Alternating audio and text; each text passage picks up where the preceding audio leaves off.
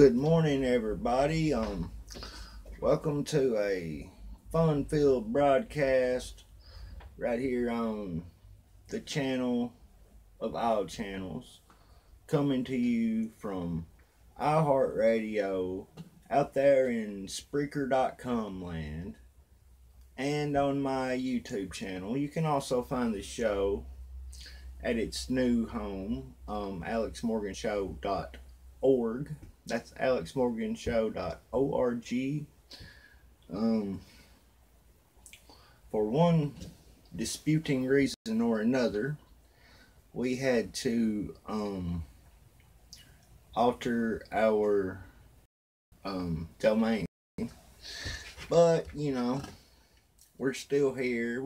We're still coming to you, even though it isn't burning, you know. I do want to let y'all know that I got a new microphone over the Christmas holiday. It's been a while since I've been on the air, by the way.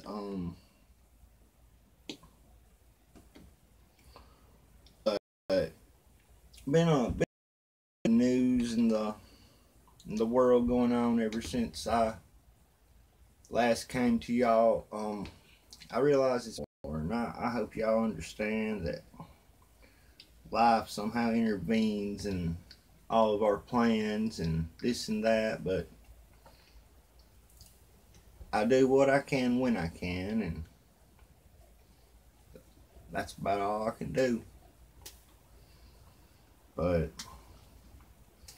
yeah, I hope y'all understand. Y'all are a pretty understanding audience. Now, when it comes to our call-in number,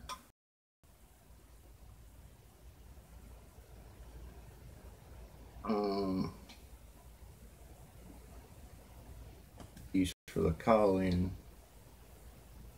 for the podcast, and yeah, let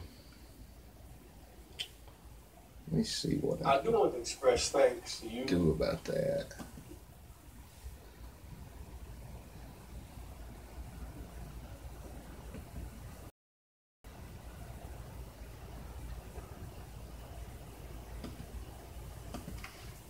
Give me just a second here. Let me get some lagging pretty bad.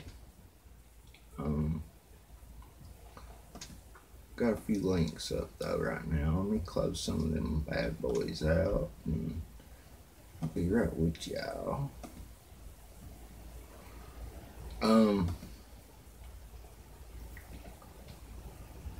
You can get a hold of us on Google Hangouts. I know that much, but I don't know my Google Hangout number. Shows you how good I am.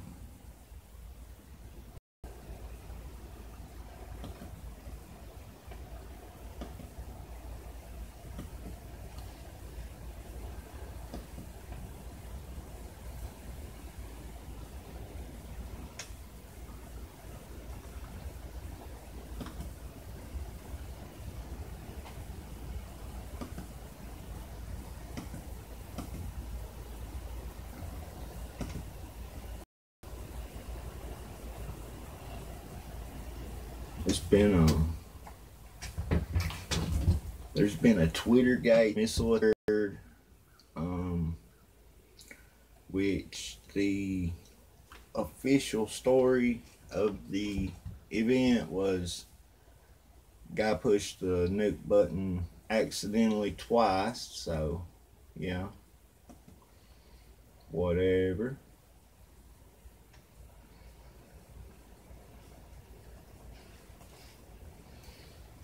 You can actually, on the website, you can watch it. I was going to say you could watch it on Facebook, but I don't guess you can. But you can call me on Facebook if you follow me. Got a lot of these windows that's still open. I'm trying to get rid of, by the way. Sitting here trying to figure out what they mean by this Lewinsky scandal. Oh, 20 years ago today. Well,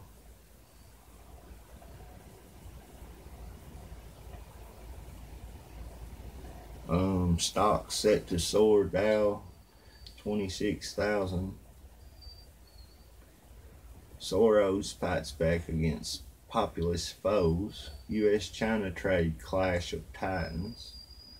AT&T urged to cut ties with Chinese phone.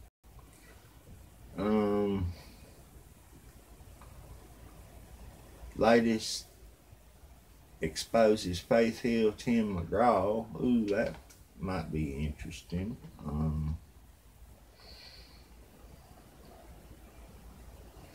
Actor expresses deep state war versus America. His relationship with Putin. Don't know who that may be. Paper Drudge is the world's most powerful journalist. Would not doubt that one bit. Drudge is the man. Drudge. Matt Drudge sends anywhere from 70 to 90% of the mainstream media's traffic to their sites on a daily basis, which is something that the man should be paid for. Not sure about his financial situation, struggling, but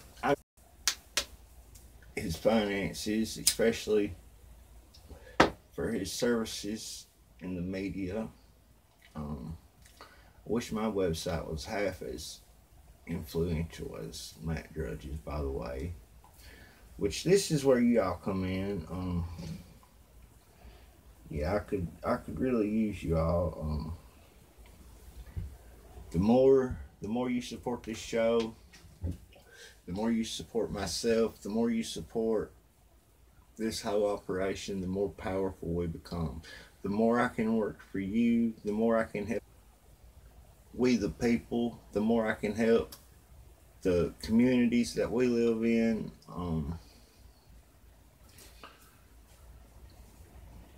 There's an election coming up in November. I'm going to be getting some interviews from some local and some state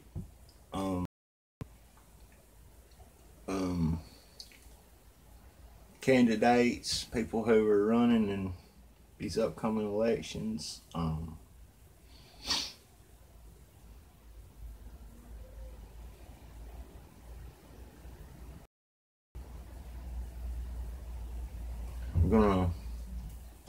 gonna be doing a lot over the next little bit.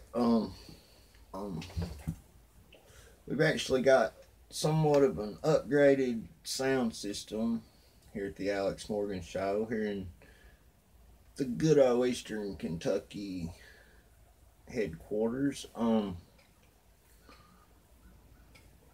hope that I'm sounding better to people. I realize I don't have the best accent ever or nothing like that. But you know, it is what it is. So good Lord gave it to me, so I might as well use it. Or actually this afternoon. But anyway, I watched a documentary about the Oklahoma City bombing, and that's nothing new to me. It's something that I researched a pretty good little bit over the last couple of years, and there's one thing that stuck out in a particular documentary. Out of everything I've seen, out of everything that I've heard, they actually showed video of Timothy McVeigh at Waco. He was there selling bumper stickers, you know, talking about, you know, piss on the government and they're gonna take our guns and da-di-da-di-da, you know, the same old far right thing that they try to tie all of us white so-called terroristic males to. The reason I say so-called, okay, as much research as I've done on the whole Oklahoma City thing, I think that Timothy McVeigh was more of a tool of the CIA. They went into his army career, of course. They went into,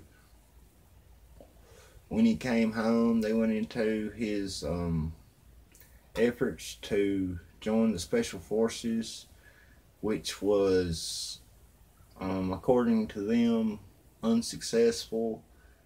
So like this was like the whole moment where he just like said hell with it, because like, you know, like he went into the whole special forces thing like with his whole anti-government outlook, you know, according to this documentary, whatever.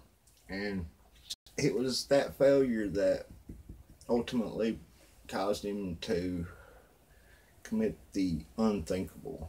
I want to go on record right now, and I want to say, if they ever try to say that I'm a white supremacist, I'm some sort of domestic terrorist, I'm some sort of I don't know, whatever. Man, I couldn't kill nobody. Okay, I couldn't. I have trouble stepping on a bug. Okay, if that tells you anything, I got a conscience, and it don't leave me alone much, you know, especially if I do something other, better, whatever. But yeah, that's just the way it is.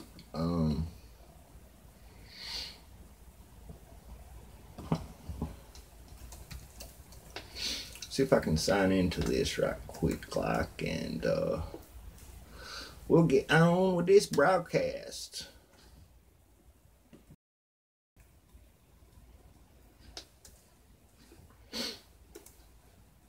I've got a whole lot of stuff in the works though. I've got some stuff that I'm gonna be working on, like, while I'm not working on this show, and I want to like tie it all in together with this show, like, as much as possible. Because listen, folks, I'm not getting paid $0. I'm actually going in the hole, doing this whole thing. Yeah, if you could just make one little visit to alexmorgan.org, buy a t-shirt, buy anything. I don't know what all I got on there right now, but I mean to more. I mean to have a better selection. I'll tell you, this web design is not something that's easy. Coming this speaking out to the world here is not something that's so easy. Especially when I got these headphones on and I can hear what I really sound like without the vibration, you know, of my head and everything. And I can hear a gnat fart right now. Okay, folks. I mean, excuse my vulgar humor and toilet humor and all that, but yeah, I can hear a gnat fart literally. I actually had to put the puppy dogs out right then, but Donald Trump for being with us tonight. We need your building skills, your gusto, your Reverend the so-called Reverend Jesse Jackson, speaking to then future President Donald J. Trump.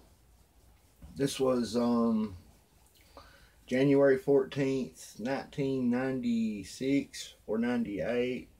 I can't see, it's blurred. Diversity. And we thank you for coming tonight. Let's give Donald Trump a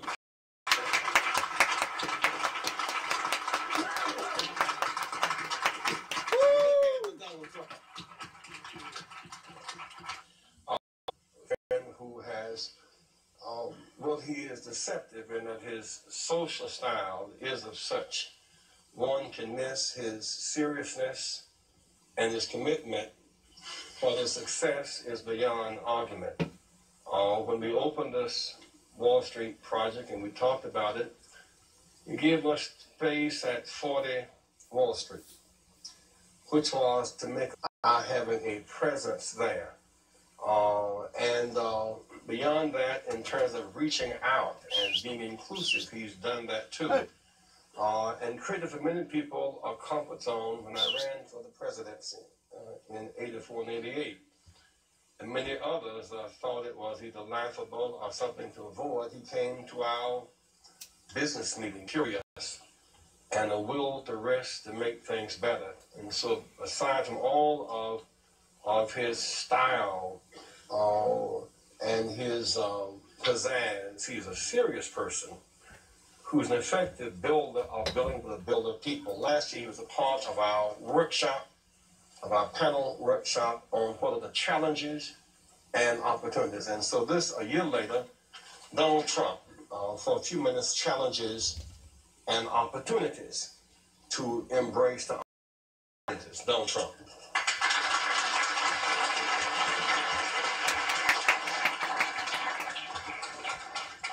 I will tell you, a large percentage of the people, and especially in construction, that are building these great jobs are black and minorities, and I'm very proud of it. We have close to 25%, and I think the number's going up, and they do a great job. There are no better builders than we have in New York, and a big percentage of that is black and minority folks. So I just want to thank everybody in the room for being here. I look forward to some questions. And then I don't know how we're ever going to leave that site. It is terrible, but we'll figure a way. There's always a way. And thank you, Jesse, and congratulations. Yeah. That was flashback. Jesse Jackson praises and thanks Trump for a lifetime of service to African Americans. CNN airs 195 uses of SHIT hole in one day.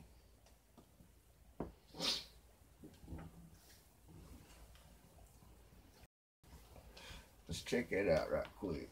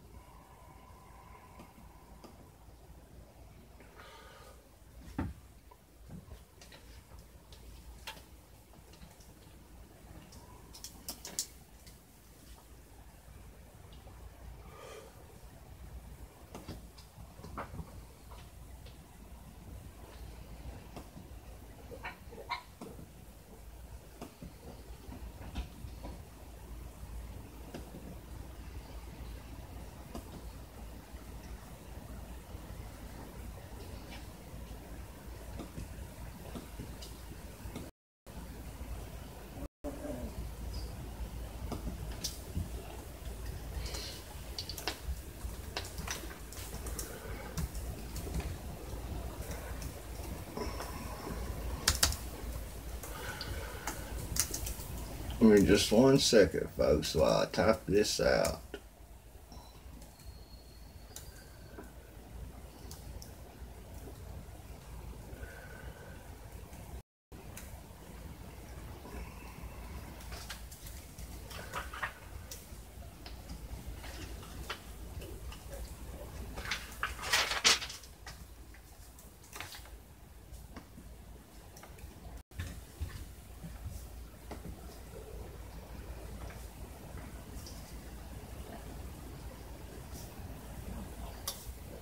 This is from newsbusters.org. CNN leaps into the toilet. Network aired 195 uses of, quote, SHIT hole, unquote, on Friday. In the contest for the most offended news network, after President Trump reportedly referred to African nations as SHIT hole countries, CNN wins hands down. Newsbuster staff combed through CNN transcripts on Nexus for the S-hole word in the 24 hours of January 12th, the first full day after the Washington Post reported the controversy and found CNN staffers and 195 times in one day. That doesn't count Saturday, Sunday, or Monday. That could be headed up for 1,000 by now. It also doesn't count the amount of time they put the S word on screen, sometimes twice, as you can see in Cuomo's temporary primetime show.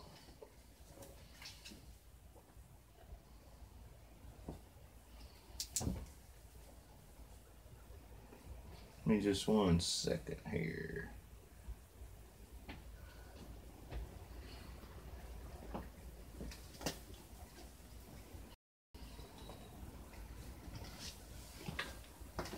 Hey.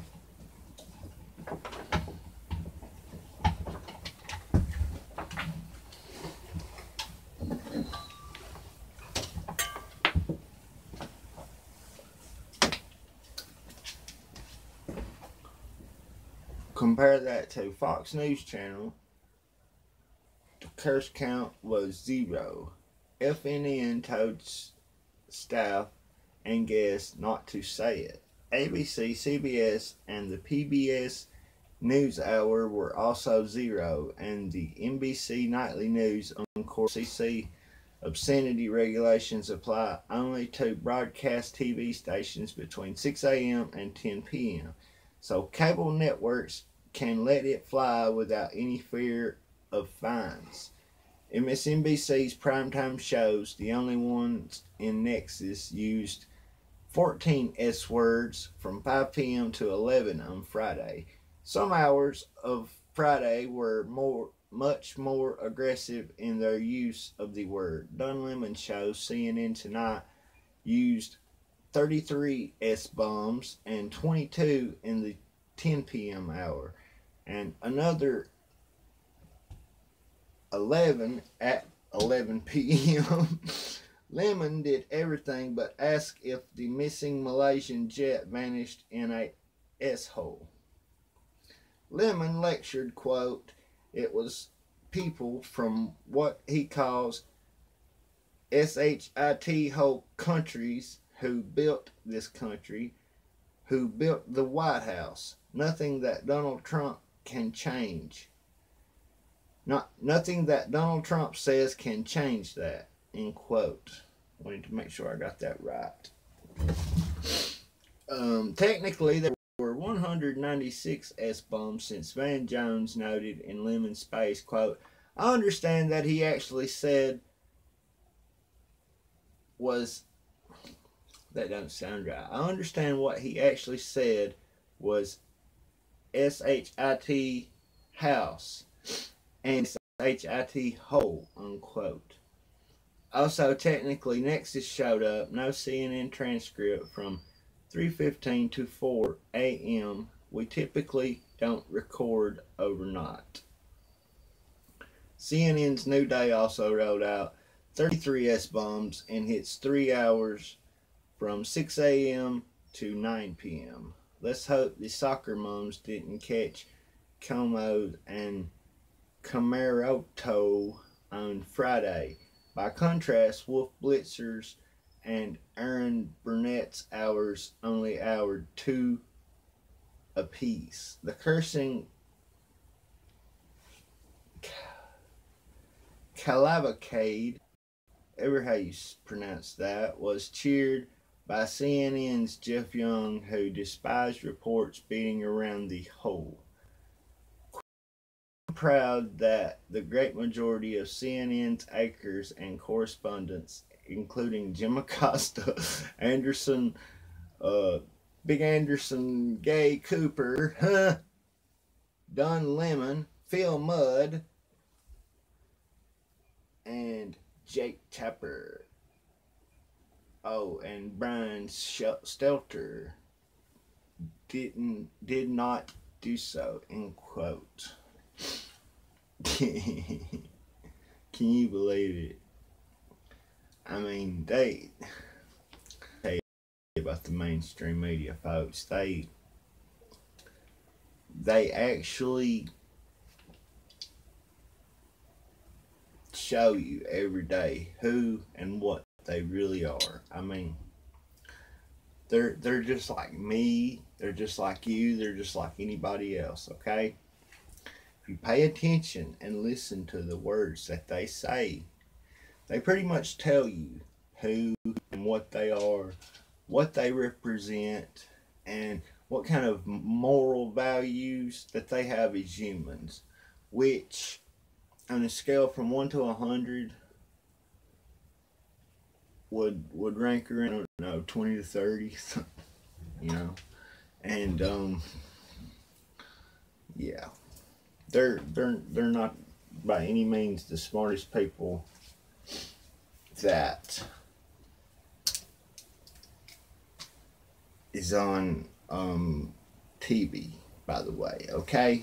By the way, neither am I on TV either, so whatever, you know, that. See, folks, I would rather be doing something like this than being an actor, being anything like that. People like that are not only professionally actors, but they're actors in life as well, okay? And I know that we're supposed to bow down to them and worship them on a daily basis. We're supposed to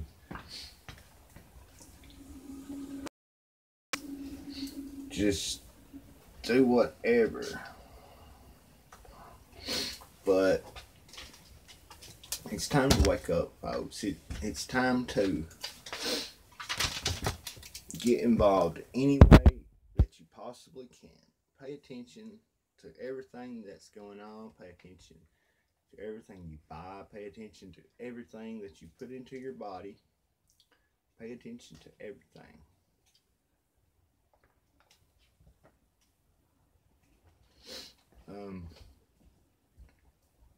I say that with the utmost of sincerity because, listen, they're the ones that's giving us the cancer. They're the ones that's making us sick. They're the ones that's destroying our immune system, our nutritional intake. They're destroying the air that we breathe. they're destroying the dirt that we grow our food in. I mean, what do I have to say to you people to make you listen, to make you realize that this ain't no joke, to make you realize, hey, Alex Morgan never did have any kind of public speaking want to, any political want to in him. None whatsoever were ever part of my ambitions, okay? But that's until right here the last year or so when I really woke up. You see, I've been awake for years, really. I've never had the means or the want to reach out and get a hold of people and share my views, my interest, and find out what kind of interest that you have. Find out what you'd like to talk about, or just anything. Anything.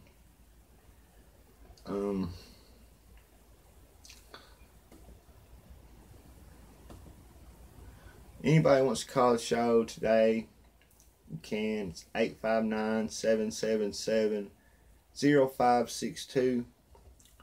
Again, that number, 859-777-0562. But yeah, it's just the way it is. I mean,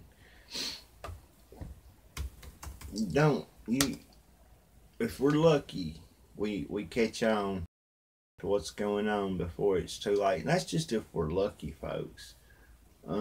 If you're out there and you're awake and you're listening to this broadcast, hey, get a hold of everybody you know. Tell them what's going on. Tell them about the show. Tell them about, what's going on in the news. How deceptive the mainstream media is. Talk to people, tell them this ain't no joke, this ain't no laughing matter. I mean, I kind of get tickled sometimes, just how outrageous everything is outrageous, okay? And it's really an insult, okay? Especially when it comes to how much credit that they give an IQ, having a memory that is as long as a goldfish's memory, okay? A goldfish don't remember where he went to the bathroom at, let alone, 5 minutes ago. So that's what they think we are, folks. That they think that we're total idiots, that we can't be trusted, we have no business doing jack. That's just the way it is. I'm sorry, but just the way it is. Tweet right now at Real Big Al Morgan. You can follow me there. Also follow at Alex Morgan Show for dates and what have you.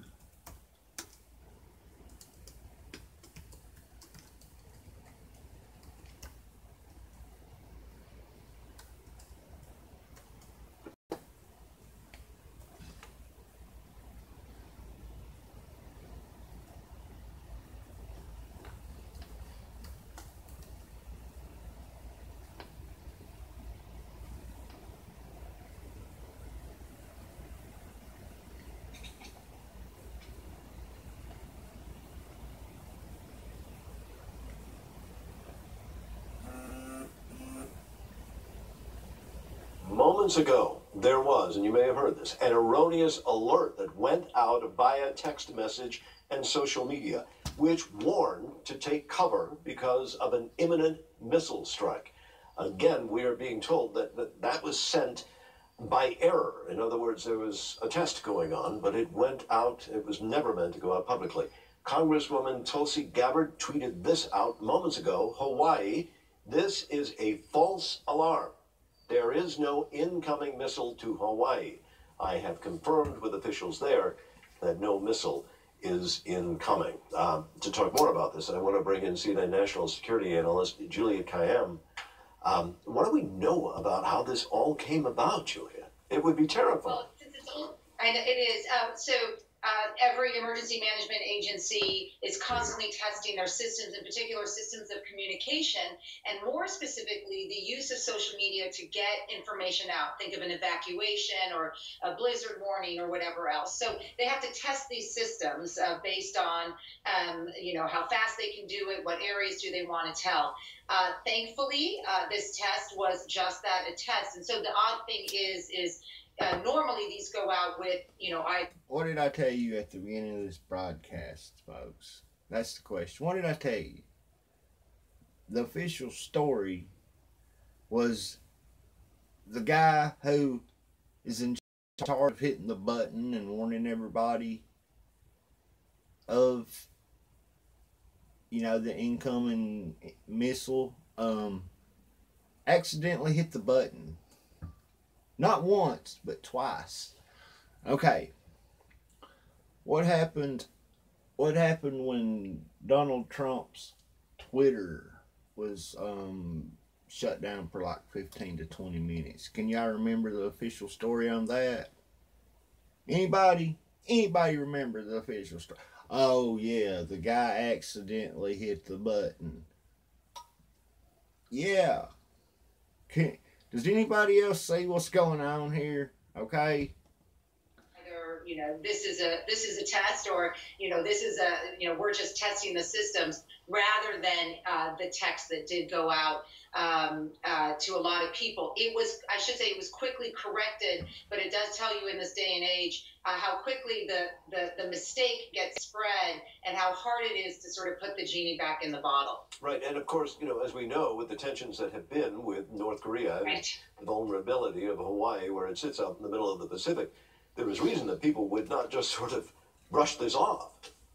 Yeah, exactly. And so, and this is the equally troublesome aspect of this is, the good news is, let me just say this, is that it wasn't a hack. For a few minutes, I thought it might have been a hack, and that to me would be very terrifying, because it could mean that an outside source was to sort of manipulate U.S. government communications, which would then trigger a response. So that is at least some good news, and we have to make sure that those systems of alert are protected.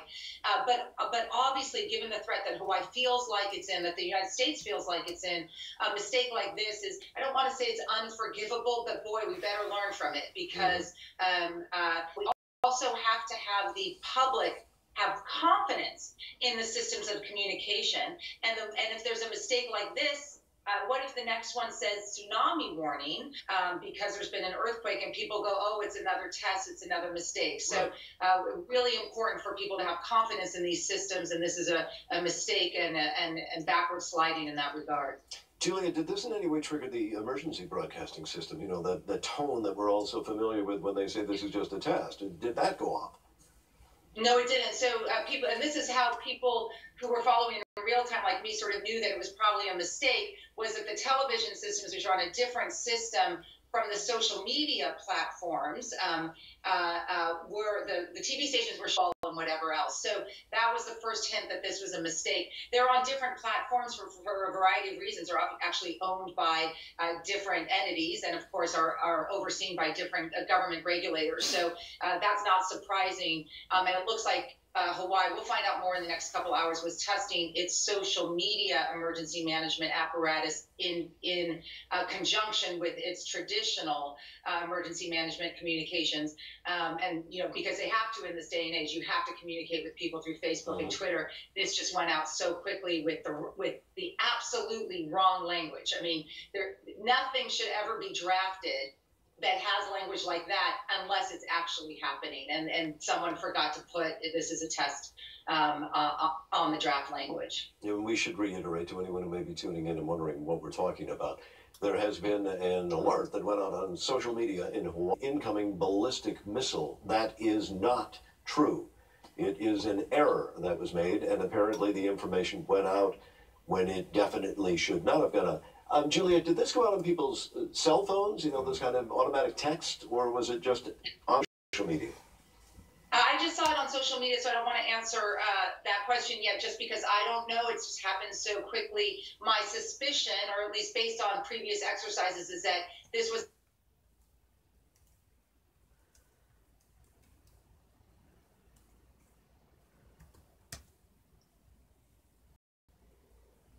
Twitter alert system, both simultaneously through social media.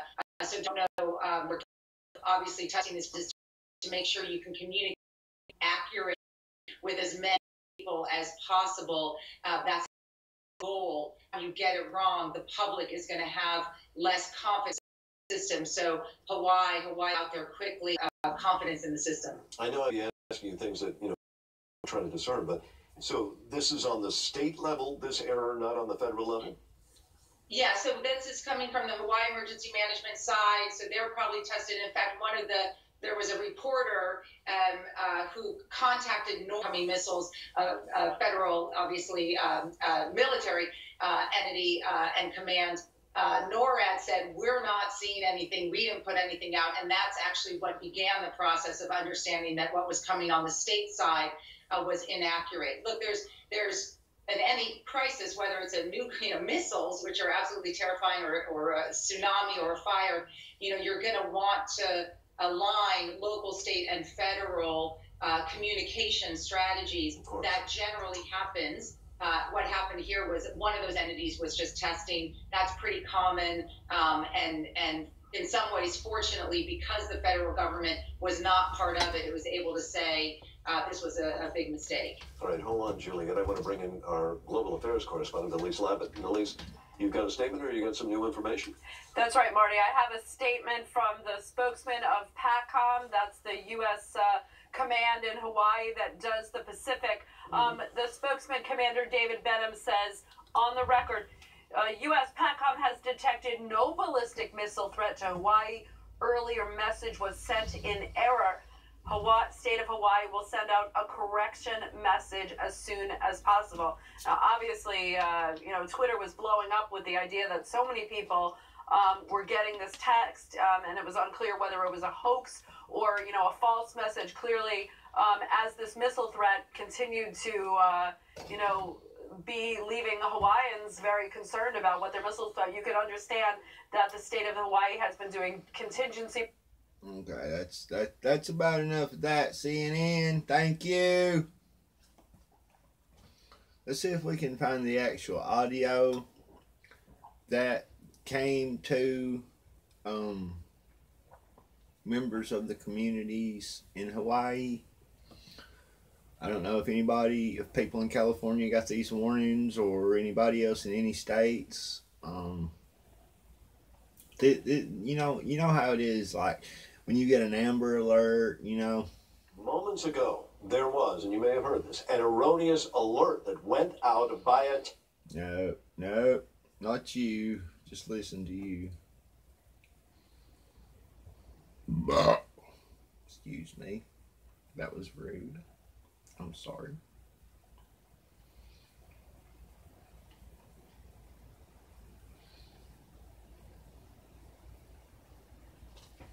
We were all sort of out here on the beach, just kind of hanging out, minding our own business, enjoying the vacation.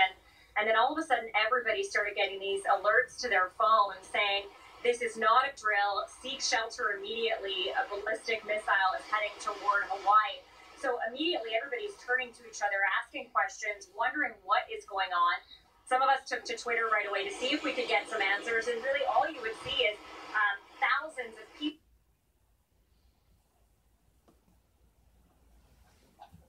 This is actually a lady who's in Hawaii on vacation with her family. Here in Hawaii, wanting answers and getting nothing. At that point, the lifeguards on the beach then also started making announcements telling everybody to go and seek shelter. Now, I'll just flip this around right here. This is the beach that we're at, and you can see there aren't really a lot of people on here. Normally around this time, there are way more. It's packed with people and umbrellas, and really, this is probably a result of the alert that came through here. So an alert, as we showed it to our audience at home, so take an immediate shelter. But again, this was a false alarm. This has just happened. It wasn't real. It was a false alarm. I imagine a lot of tough questions will be asked next. Oh, a lot of people are preparing for this for some time. The threat of a ballistic missile from North Korea. People who live on the island are aware that, warnings would be going out on occasion, but those warnings would be drills, and it would be clear that they were drills. In this case, it said this is not a drill, you need to take shelter. So you can imagine people have a lot of questions here. There are also a lot of Canadians on the island of Maui, a lot of Canadians who are unaware of the preparations that have very confused. I think Department of National Defense and the Hawaii Emergency Management Team is going to have to answer to a lot of people. So far, we don't have any of those answers. We're just told that they are, at this point, trying to figure out what happened. But it's not clear if someone hacked into the system, if something went out by accident. Really, a lot of unanswered questions.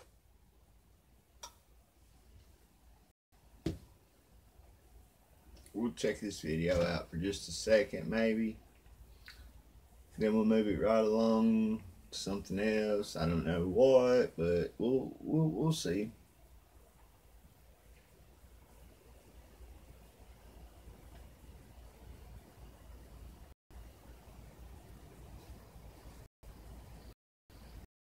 And this morning, Hawaiian officials say they're determined to make sure the false alarm that sent the state into panic never happens again. For 38 minutes yesterday, that there was a missile flying through the air about to hit Hawaii, and it's because of this alert.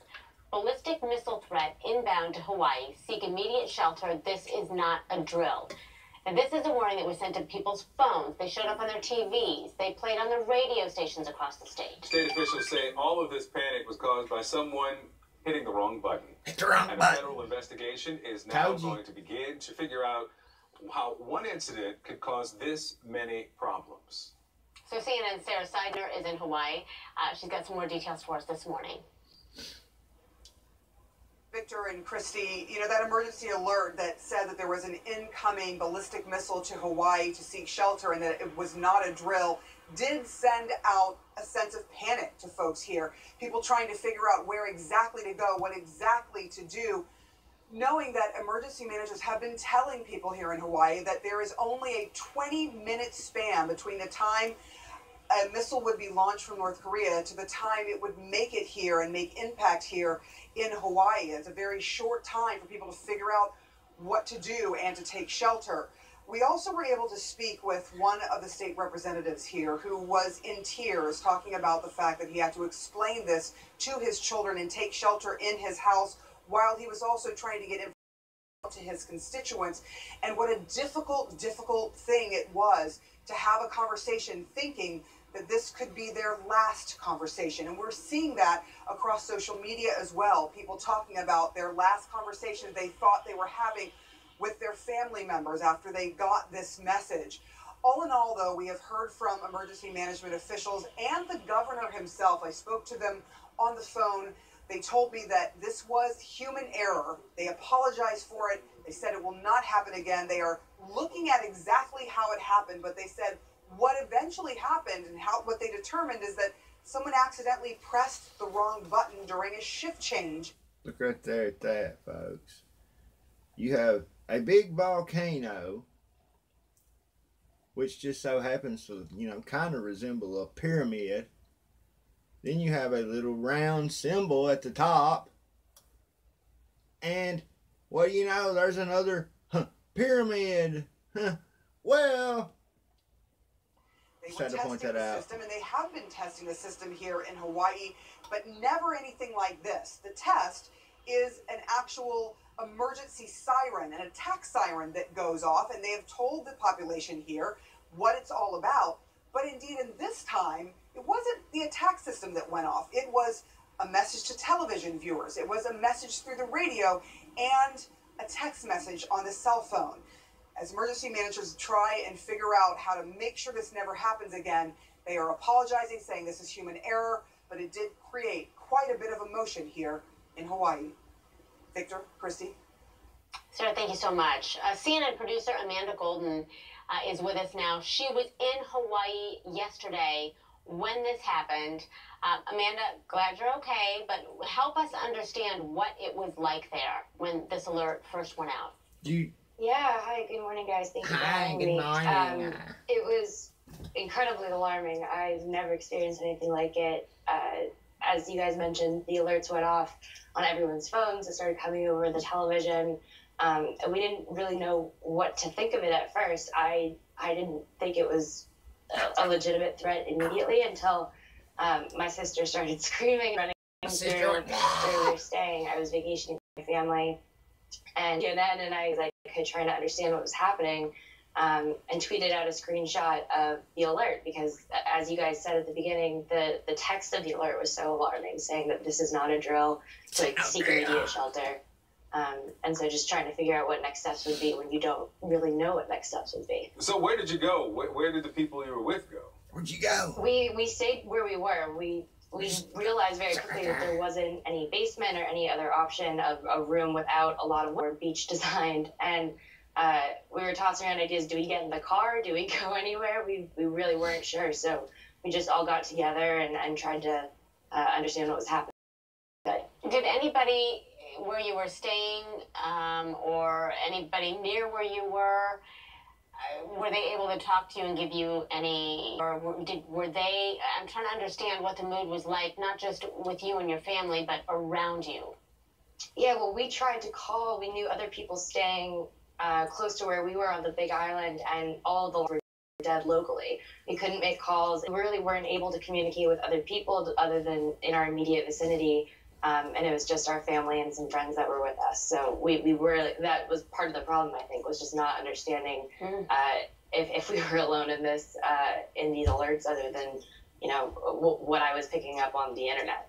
Amanda, give us an idea of the conversations after you found out that this was a false alarm, because I'd imagine once everyone takes that first deep exhale, the question is, well, what if this had been real? Where were we supposed to have gone? What were the instructions? There was no guidance.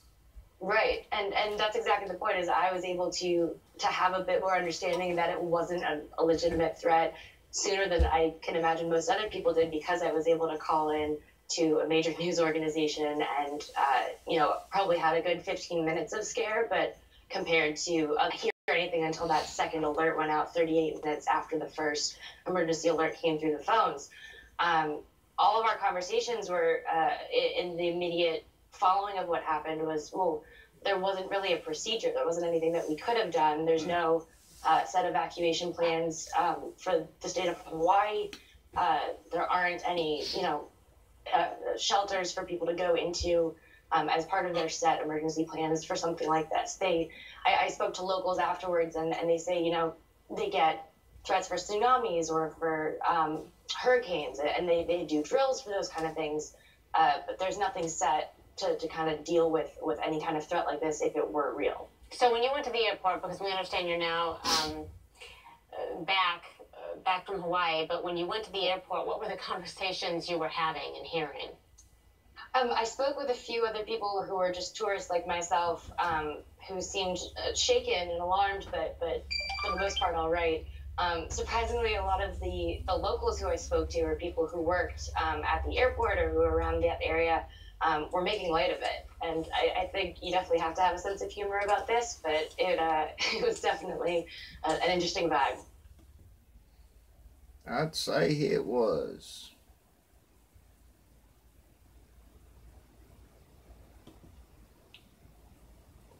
Meanwhile, over at CNN, while they were all busy shouting obscenities all day Friday, worry about no FCC fines, no nothing like that, you know, no morals, no respect for you, no thoughts about your children who may be in the room while you're watching the friggin' news. Oh yeah, meanwhile, I forgot, the president, he just tweeted 9 minutes ago, we were actually watching videos. He tweets, quote, "We must have security at our very dangerous southern border, and we must have a great wall to protect us and help stop the massive inflow of drugs pouring into our country." That's right, Mr. President. We must have a wall. That is what we the people voted for. That is what we the people expect out of this administration. This is what we the people expect when it comes to support from people in the House, people in the Senate, people in Congress. Hey. And it ain't just Republicans, it's Democrats. They claim to be this great supporter of you, this spokesperson for the poor people, yet they continuously support open borders, immigration out to yin yang on a just every day. And the Democrats are a party who cannot survive without a minority. Okay, folks, they not only count on this. This is number one in their survival. Okay, this is why they support open borders so much. And Donald Trump is the only man. This man is a genius. Okay, folks, I realized this when he made the Democrats themselves admit why they support open borders.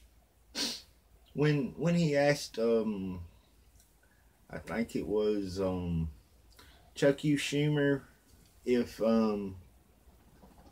like they were all in the White House, like sitting around talking. Well, Mr. President, we'd like a clean docket, but well, Chuck U. Schumer, I think we can do that. Well, Mr. President, we'd like, you know, the Dreamers to stay here and blah blah blah. Yeah, yes, Chuck U. Schumer, I think we can do that. Chuck U. Schumer, why is it that you Democrats support open borders so much? Well, Mr. President, we need votes. Pretty much what he said. Donald Trump is a genius, okay? And I know, folks, this is getting so old. It don't matter what show that you want to watch, whether it's in the news, whether it's just a drama, even, okay? They attack our president, regular, okay, folks, regular. It's either a show where they're attacking and putting down our president, or it's a show which is very pro-Trump, which goes over all the absurdity of the left, and especially the far left, if you know what I mean. Now, when it comes to writers, I mean, it don't matter where you fall, and it don't matter. It don't even matter if you consider yourself right or left, which is good. I mean, I'm all for that. But listen, I just want y'all to know right now, I'm a believer in God. I support citizens' rights to own guns. I don't believe that people who have mental disorders should be able to purchase firearms. I just don't. I mean, it's common. What I'm trying to tell you, and that's what I've always shouted out here on the Alex Morgan Show. It's really awesome. You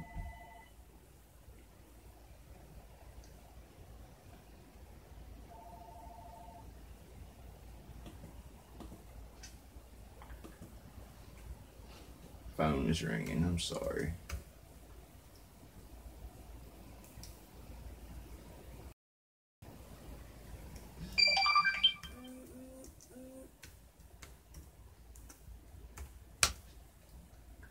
I just remembered something.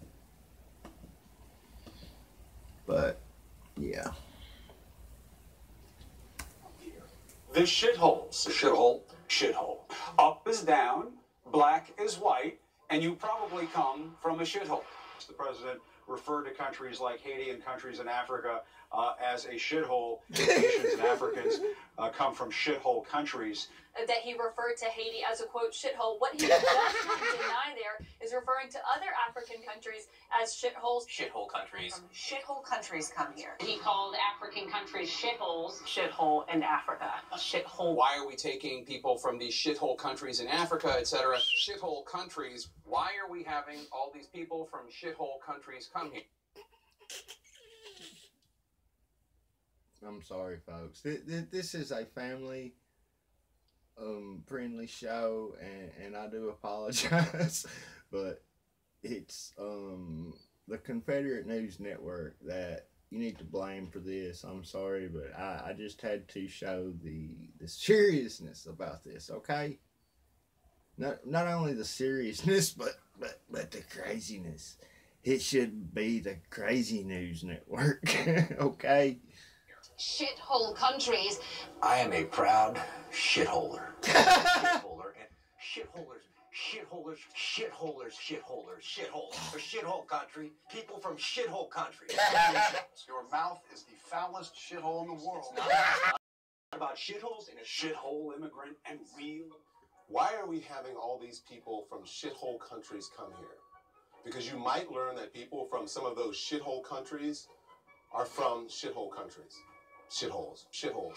Shitholes. Shitholes. It's a shithole country. Shithole. Shithole. Countries. Donald Trump has turned the Oval Office into a shithole. Why are we having all these people from shithole countries come here? The president said today at the White House. Shithole countries. Shithole country. All countries in Africa are shitholes. Why is he talking about shithole? The shithole.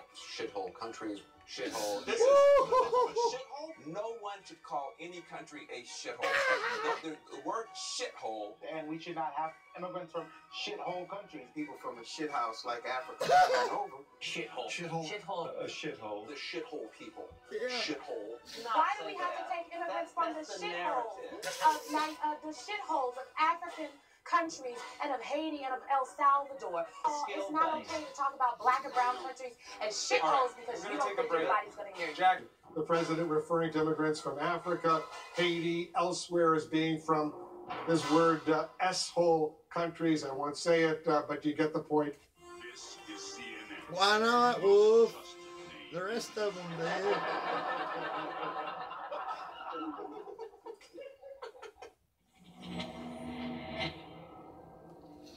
But yeah, gotta thank Mark Dice for that. That was pretty cool.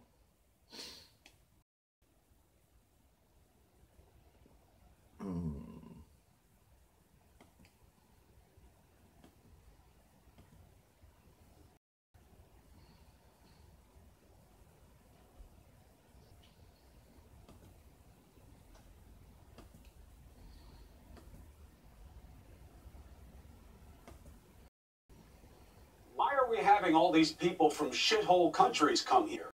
The shitholes. The shithole. Shithole. Up is down. We won't play that video again. I was hoping to actually find another. That's about enough of the obscenities on this morning's broadcast. Unlike a news in who just got off, okay, because they felt like they could actually get away with it, okay, and they just wanted to shove it down your throat and totally trash our president, okay, just totally.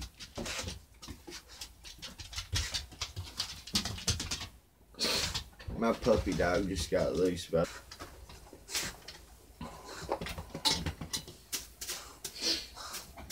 tonight, with toxic fallout spreading from President Trump's racist comments, along with a cloud of evasions, including yet again from the president himself, we begin keeping them honest with words that would resonate coming from any other president, but ring particularly hollow today. Today we celebrate Dr. King for standing up for the self-evident truth Americans hold so dear, that no matter what the color of our skin or the place of our birth, we are all created equal by God. The president reading this year's Martin Luther King Jr. Day proclamation just one day after telling a bipartisan group of lawmakers that no, we are not all created equal, at least not if you are born in, as the president put it, a shithole country like Haiti or El Salvador or several countries in Africa. You are not, by the president's stated thinking, equal to someone born in Norway. Just to remind you, the president said what he said inside the Oval Office yesterday at a meeting with Republican and Democratic lawmakers on a possible immigration deal. That's what a source familiar with it tells CNN. It is what several sources tell the Washington Post, which broke the story, and it is what two participants, one a Democrat and one a Republican, confirmed. The president said, according to our source, Haitians. Why do we need more Haitians? Take them out, meaning take them out of the immigration deal. And again, with apologies for the language, he also reportedly said, why are we having all these people from shithole countries come here? By the way, here's what else he was doing yesterday. As he heaps scorn on countries where predominantly black and brown-skinned people live, he was recording a Martin Luther King Jr. Day message for this Monday. And keeping them honest, here's what else he did and did not do when the story hit. For starters, he did not have his spokesman, Raj Shah, deny it last night. What he did do, according to a source familiar with his actions, is spend the night calling supporters and taking what was characterized as a victory lap over his comments.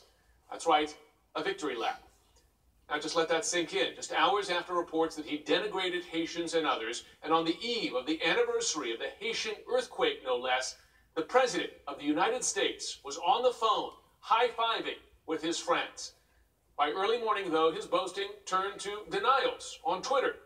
The language used by me at the DACA meeting was tough, but this was not the language used. What was really tough was the outlandish proposal made a big setback for DACA. And this about an hour later. Never said anything derogatory about Haitians other than Haiti is obviously a very poor and troubled country. Never said, take them out, made up by Dems. I have a wonderful relationship with Haitians. Probably should record future meetings. Unfortunately, no trust. Keeping them honest, no tapes are needed. As we said, two participants, one from each party, have weighed in with the facts. Here is Democratic Senator Dick Durbin.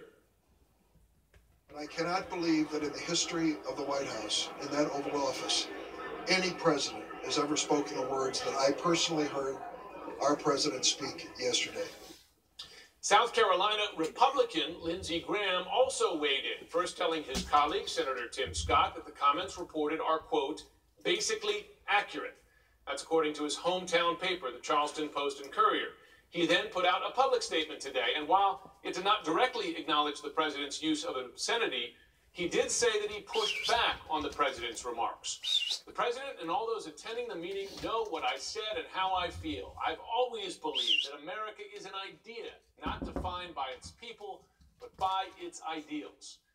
As for the other lawmakers present, it is hard to not recall the president saying what he has reportedly said. They claim they just don't remember. One other Republican, Congressman Mario Diaz-Balart, sidestepped the question in a tweet calling it a diversion of his efforts on DACA. Two other leading Republicans who were in that room, Congressman Kevin McCarthy and Bob Goodlatte, have said nothing at all. House Speaker Paul Ryan did offer some tepid comments, calling the president's remarks, quote, unhelpful. Republican Senator Jeff Flake, on the other hand, gave a quarter. He is, of course, no fan of the president on first-hand knowledge, tweeting, quote, the words used by the president as related to me directly following the meeting by those in attendance were not tough. They were abhorrent and repulsive. And whether you agree with that assessment, one thing is clear. Toxic remarks, especially black and brown-skinned people, are nothing new for this president. Late last year, he reportedly slurred Haitian immigrants as all Haitian huts. Something we should say the White House as he said at the time. However, just to remind you, here is a sampling of some of Mr. Trump's other offensive comments, starting with what he said about the neo-Nazis and other white supremacists. He said they was cool. You had some very bad people in that group, but you also had people that were very fine people on both sides. Look at my African American over here. Donald J. Trump is calling for a total and complete shutdown of Muslims entering the United States. I would like to have him show his birth certificate. Mexico sends its people. They're not sending their best. They're bringing drugs. They're bringing crime. They're rapists. This judge is of Mexican heritage. I'm building a wall. You were here long. Although we have a representative in Congress who They say was here a long time ago. Pocahontas. These comments are not outliers. They are part of a consistently prejudicial... My puppy is going crazy. In case anybody's wondering, she is going crazy. She is climbing up in my lap right now. She ain't the smallest of puppies. I'll tell you that. That's Daddy's girl, though. Oh, but anyways.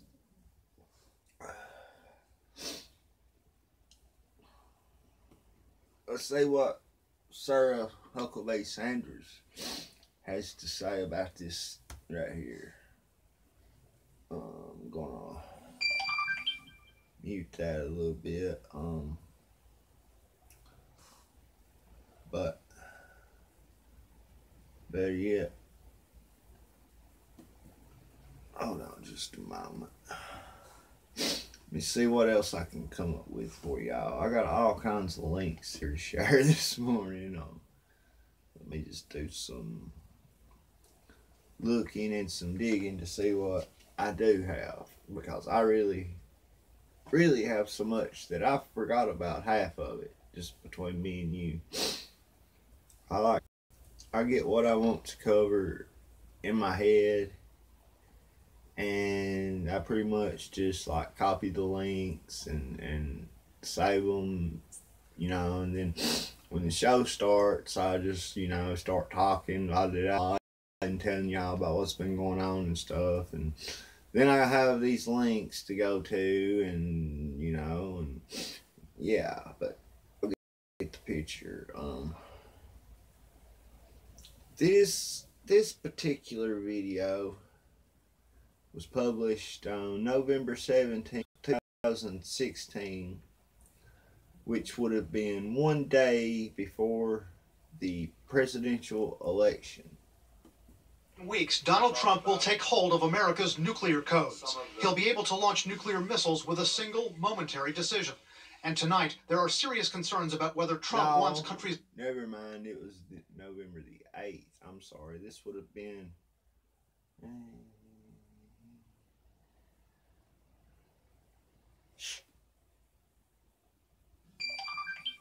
Been a little over a week after the election. Like Japan and South Korea to have nuclear weapons. As a candidate, Trump said this. Wouldn't you rather, in a certain sense, have Japan have nuclear weapons when North Korea... Later, he went back on that. Sort of. Japan should have nuclear. That's what I said, supposedly. I didn't say that. I would rather have them not armed. But I'm not going to continue to lose this tremendous amount of money. And frankly, the case could be made that let them protect themselves against North Korea.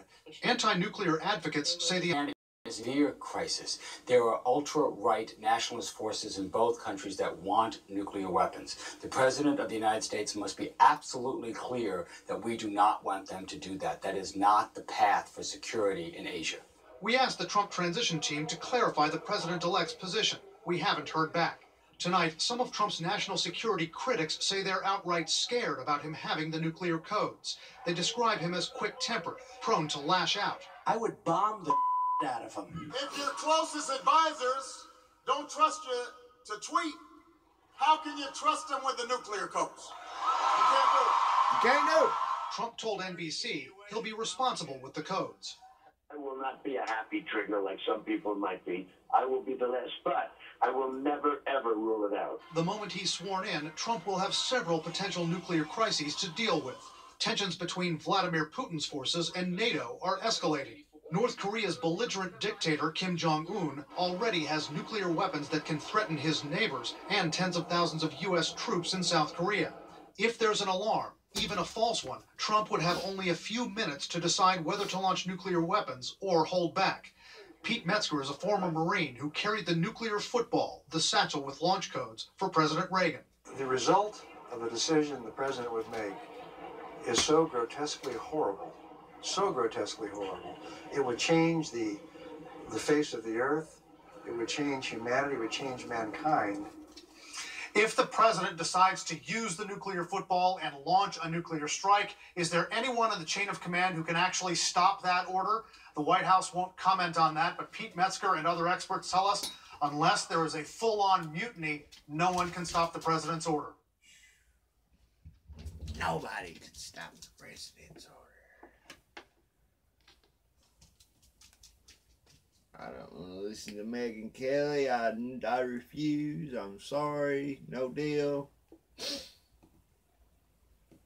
see what this one is.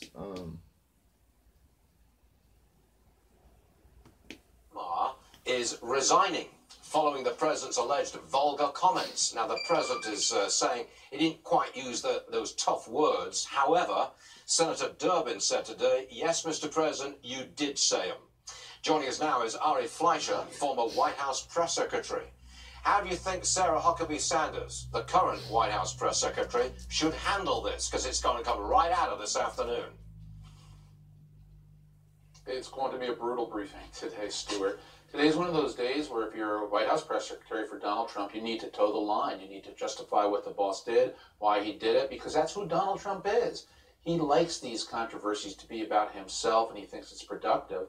Well, I think every single reporter in that room is going to think that this was destructive, and it's hurtful of America's image in the world. So you're going to have a clash in that briefing room. What would you say, it's a difficult question to answer, but what would you say if you were Mr. Trump's White House press secretary?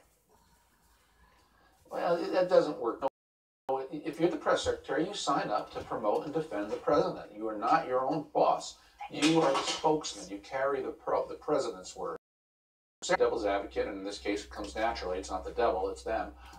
And they'll bang on the president, and justifiably so, Stuart, in this instance. I personally, I have a diplomatic passport over my shoulder here. America's role in the world is important. What the president says is important.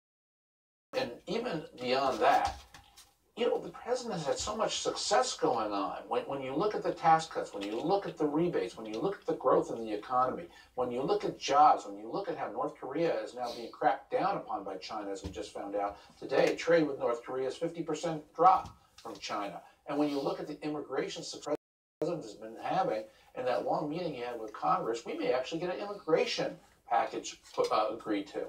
Why aren't we talking about that? Well, that's because the president is making really hurt the chances of an immigration deal.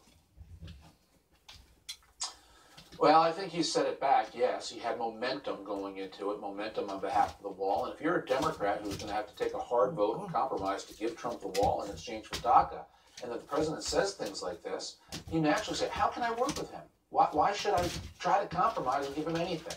So it makes it harder. At the end of the day, I think they still have to get it because the issues involving DACA, deportation of people who are here illegally, and they are threatened with deportation, properly so, unless we have a legislative agreement. At the end of the day, I hope that preempts bad feelings about what the president inappropriately said. In journalism, of course, you're not supposed to end an interview with only time will tell or let's see what happens. But I'm afraid that's how I'm going to end it, because only time will tell how Ms. Sanders responds to the hostile media today. Ari Fleischer, thank you, sir. Much appreciated. Thank you. I don't mean to be right back and forth all morning during this show, but I can't help it. I got a little distraction going on in the form of a out-of-control puppy. Talk to him, Coco. You want some attention, honey? You got the world. Talk to him. Say hello. But yeah, that's all. That's all that they want to do is attack Trump, attack Trump, attack Trump. They go from their little SHIT hole comments to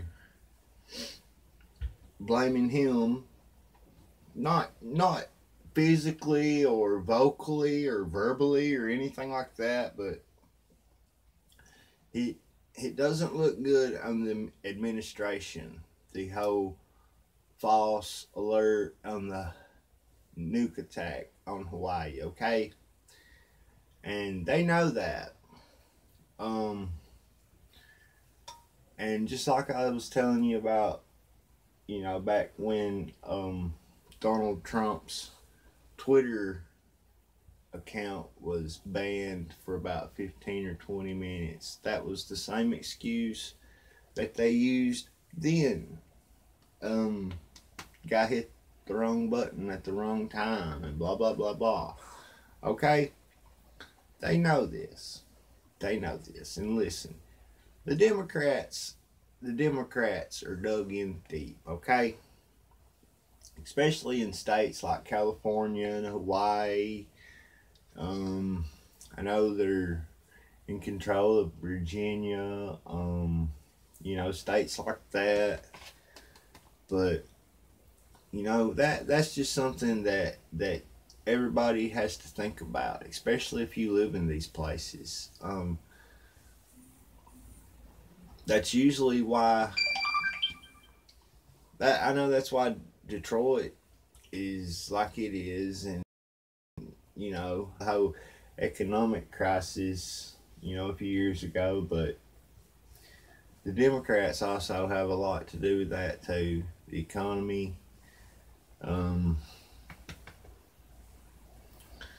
But yeah, you can see their failed policies everywhere you look.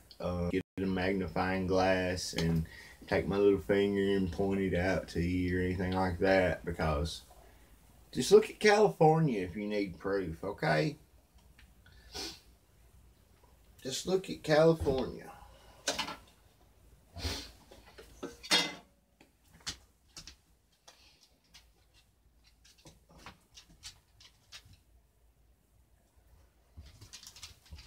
California is a prime example.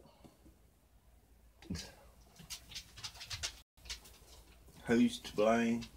People like Nancy Pelosi, Maxine Waters, Chuck U. Schumer, just to name a few, okay? You also have that,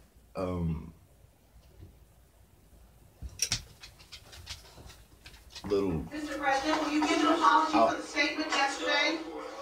Mr. President, you refer to African nations, you were shitholes. Mr. President, are you a racist? Mr. President, are you a racist? Mr. President, will you respond to these serious questions about your statement, sir? No, Mr. President, after the line. Mr. President, are you a racist? The words that I personally heard our president speak yesterday. You've seen the comments in the press. I have not read one of them that's inaccurate. Not one. To no surprise, the president started tweeting this morning denying that he used those words. It is not true. He said these hate-filled things, and he said them repeatedly. The question was raised about Haitians, for example. We have a group that have temporary protected status in the United States because they were the victims of crises and disasters and political upheaval. The largest group's El Salvador, the second is Honduran, and the third is Haitian. And when I mentioned that fact to him, he said, Haitians, do we need more Haitians? And then he went on when we started to describe the immigration from Africa that was being protected in this bipartisan measure. That's when he used these vile and vulgar comments, calling the nations they come from shitholes. The exact word used by the president, not just once, but repeatedly. That was the nature of this conversation. When it came to the issue of, quote, chain migration, I said to the president, do you realize how painful that term is to so many people? African Americans believe that they migrated to America in chains. And when you speak about chain migration, it hurts them personally. And he said, oh, that's a good line. And then when I talked to him about the impact this has on family unification in a nation that values families with the flag as the most important symbols of our future, they scoffed at this notion. It was a heartbreaking moment. Today we celebrate Dr. King for standing up for the self-evident truth Americans hold so dear, that no matter what the color of our skin or the place of our birth, we are all created equal by God. This April, we will mark a half-century since Reverend King was so cruelly taken from us by an assassin's bullet. But while Dr. King is no longer with us, his words and his vision only grow stronger through time. Today we mourn his loss, we celebrate his legacy, and we pledge to fight for his dream of equality, freedom, justice, and peace. I will now sign the proclamation, making January 15th, 2018, the Martin Luther King Jr. federal holiday, and encourage all Americans to observe this day with acts of civic work and community service in honor of Dr. King's extraordinary life, and it was extraordinary indeed, and his great legacy. Thank you. God bless you all, and God bless America. This April, we will observe the 50th anniversary of Dr. King's assassination. I remember so vividly that day as a high school student in Detroit. Far from silencing his dream, death wrought him immortal in the American heart. His message of equality and the common dignity of man resounds today, urgently needed to heal the divisions of our age. Today we honor the legacy of the man who marched on Washington and freedom, achieving both for millions of Americans of all races and backgrounds. But his legacy also calls us to remember where these ideas, equality, freedom, liberty, get their power. Our good efforts alone are not enough to lend them meaning. For by what shall I be called equal to another man? It cannot be by wealth, for there will always be one richer than me. It cannot be by strength, for there will always be one stronger than me. It cannot be by success or happiness or beauty or any other pieces of tradition which are distributed through providence. So perhaps providence alone is the answer. We hold these truths to be so, with certain unalienable rights, that among these are life, liberty, and the pursuit of happiness. With these familiar words, our Declaration of Independence recognizes the true author of our common dignity, one that is beyond every human law and institution. If we forget this sort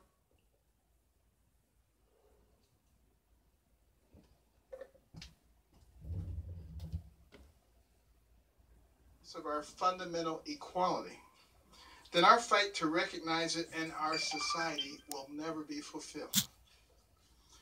This is a truth that Dr. King carried with him from Selma to Montgomery, from a pulpit in Atlanta to the steps of the Lincoln Memorial, from a cell in Birmingham to the entire world. This year we will not remember his slaying as the ending, but as a beginning, as a moment when his truth rose stronger than hatred and his cause larger than death, as a moment when he called to new life with his Creator, before whom all men shall one day stand in equal rank, bearing with them no riches but the content of their character. If we keep this conviction at the center of our every word and action, if we look upon our countrymen as brothers with a shared home and a common destination, then instead of meaningless words rolling off of our tongue, we will truly create one nation under God, indivisible, with liberty and justice for all. And we're going to have a word from Pastor Isaac Newton Ferris, the nephew of Dr. Martin Luther King.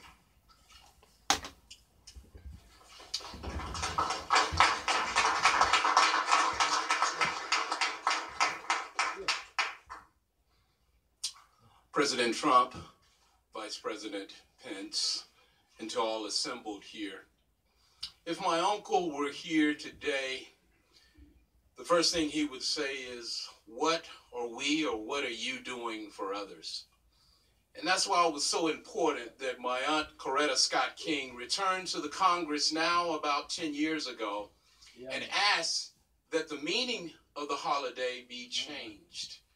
We did not want the King holiday just to be a day of hero worship. As his nephew, I certainly think that he was one of the greatest Americans that we produced. But it should not be a day of hero worship. And that's why the Congress agreed with my aunt and also made it a day of service. So that we, on that day, as a matter of fact, at the King Center, we refer to it as a day on, not a day off. It's not a day to hang out in the park or pull out the barbecue grill. It's a day to do something to help someone else. And that can be as simple as delivering someone's trash or picking up the newspaper to the end of the driveway. Bottom line, you're doing something that benefits someone other than yourself. That's the proper way to remember my uncle and the proper way to celebrate the King holidays. So, President Trump, thank you for taking the time thank you for remembering that we're all Americans, and on this day we should be united in love for all Americans. Thank you, Mr. President. Thank you, Mr. Vice President.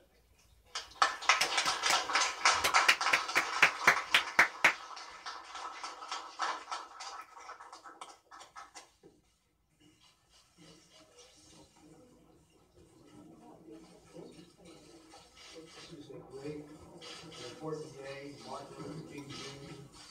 Federal holiday, 2018, by the President of America, a proclamation.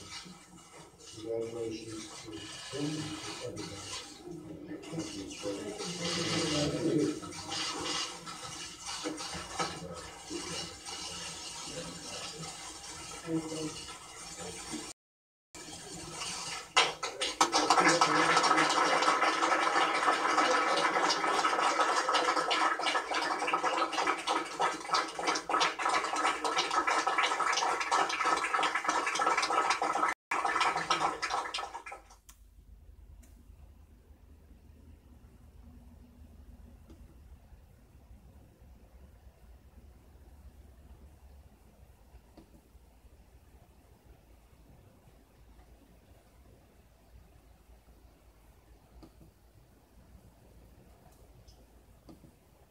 Let's go into this Don Lemon interview with MLK nephew.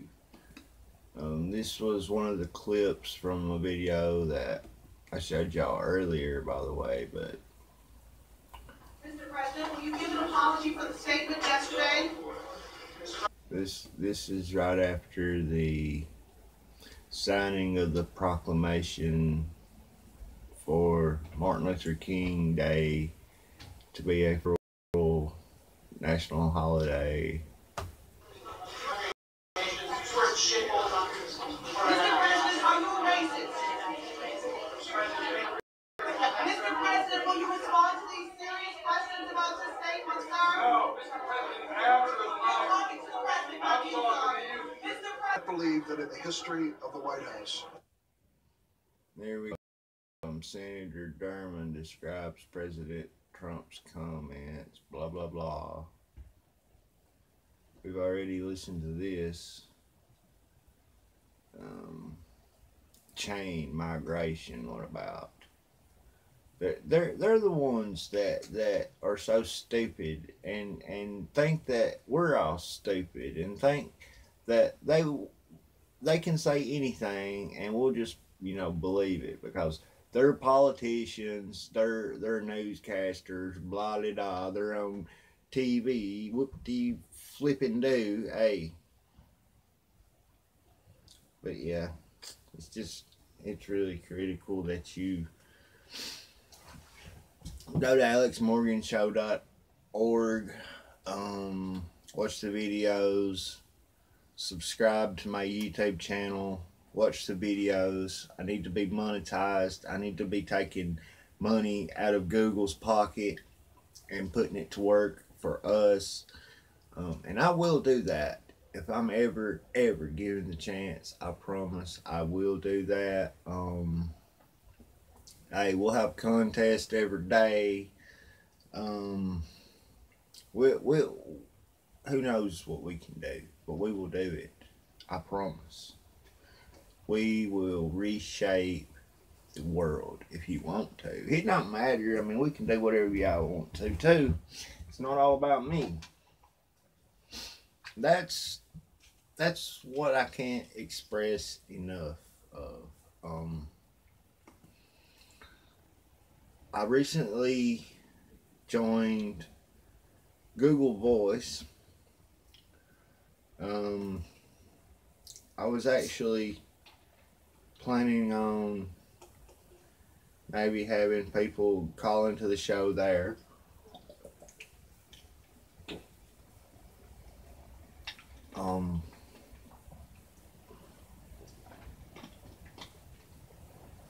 Although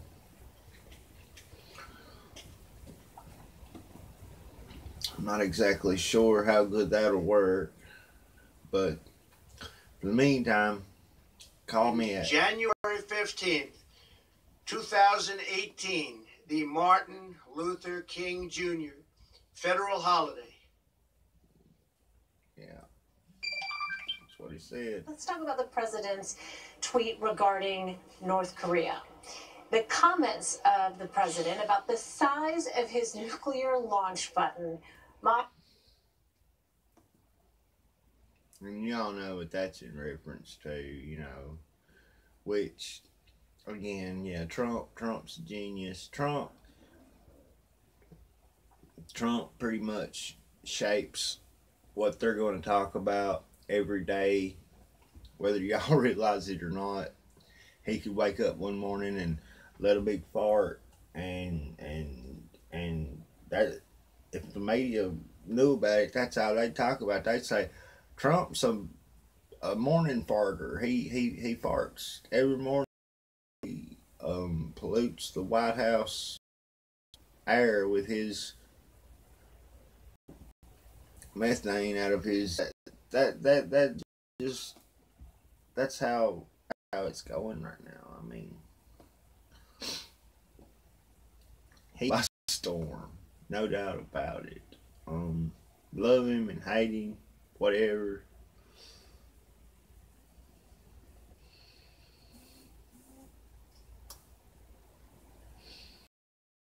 But yeah, for now, let's just call 859-777-0562, or you can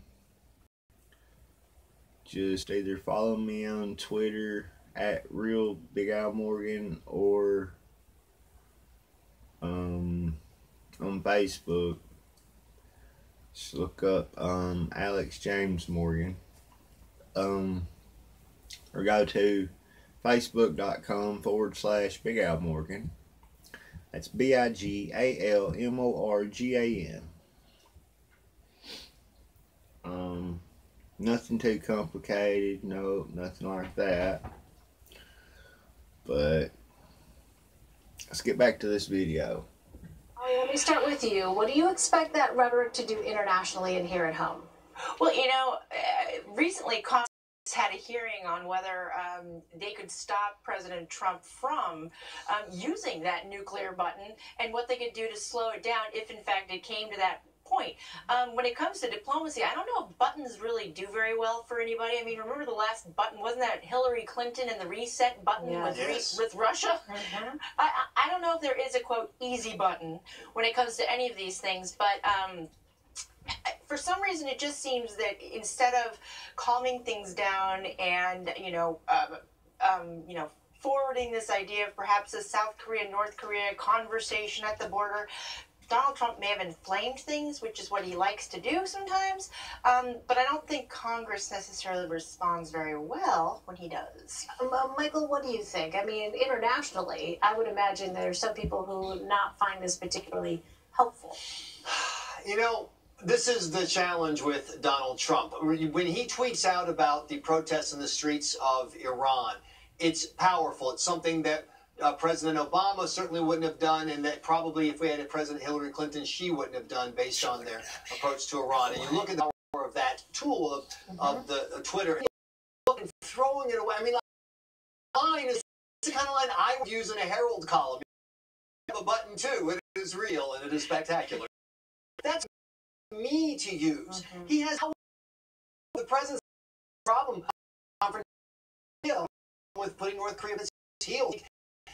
Record of having China at least pretend to cooperate, we now pretend to cooperate, is something that we didn't get with previous administrations. What a opportunity cost. Mr. President, they're great one-liners. Let somebody else send them out. Yeah, I mean, Michael, let me follow up with you. Last we've heard the president use rhetoric like fire and fury. How does this particular button tweet fit in? Because you look at sort of what he's saying there, there's a brinksmanship aspect, obviously, to what he's saying. How does this fit in with his past rhetoric? Well, I will say that Trump fans, it's the world of social media. Trump speaks social media. He doesn't speak diplomacy, you know, or maybe sometimes even English, but he speaks social media exceptionally well. And so they just dismiss it, and they would find this, Trump fans would find this conversation kind of off the point. Like, come on, he's not going to do anything. He does have a button on his desk, but they bring him a Diet Coke, and he does that apparently 12 times a day. I'm serious. That's the only button he has. But once again, you have an opportunity with North Korea in trouble. With the backing of China that they once had is weaker. At least China feels the need in public to act like there's some space. In Iran, there's a real chance now to power the people who want to overthrow this Islamist, dictatorial, murderous regime. That's all good stuff. And this entertainment stuff, this talk radio stuff, leave it to the talk radio hosts like me. So, Molly, let me ask you. Oh, go ahead. You want to say something? What I was going to say was, keep in mind in the past when he's actually made these comments, the fire and fury, and will respond. He's responding to an action that North Korea took, like launching, these ICBM tests or whatever ballistic missile test. He was actually responding to a provocative action. In this case, here was Kim Jong-il. I mean, what's he going to do? I mean, he just Kim Jong-un. Excuse me, I get the Kim Jongs all confused. But he was just talking. I mean, this is what North Korea, this is what they do. Their rhetoric, I mean, if you really sit down and review what some of the things that, North Korean president has said, he really, he uses very colorful language sometimes. That said, again, in the past where Republicans and some Democrats, would say, hey, I'm kind of glad that President Trump did speak out. In this case, I don't think we're going to hear that as much. I don't think that we are either, buddy, just between me and you. Let's see what Bernie had to say about the whole SHIT whole comment. I'm sure he loved it.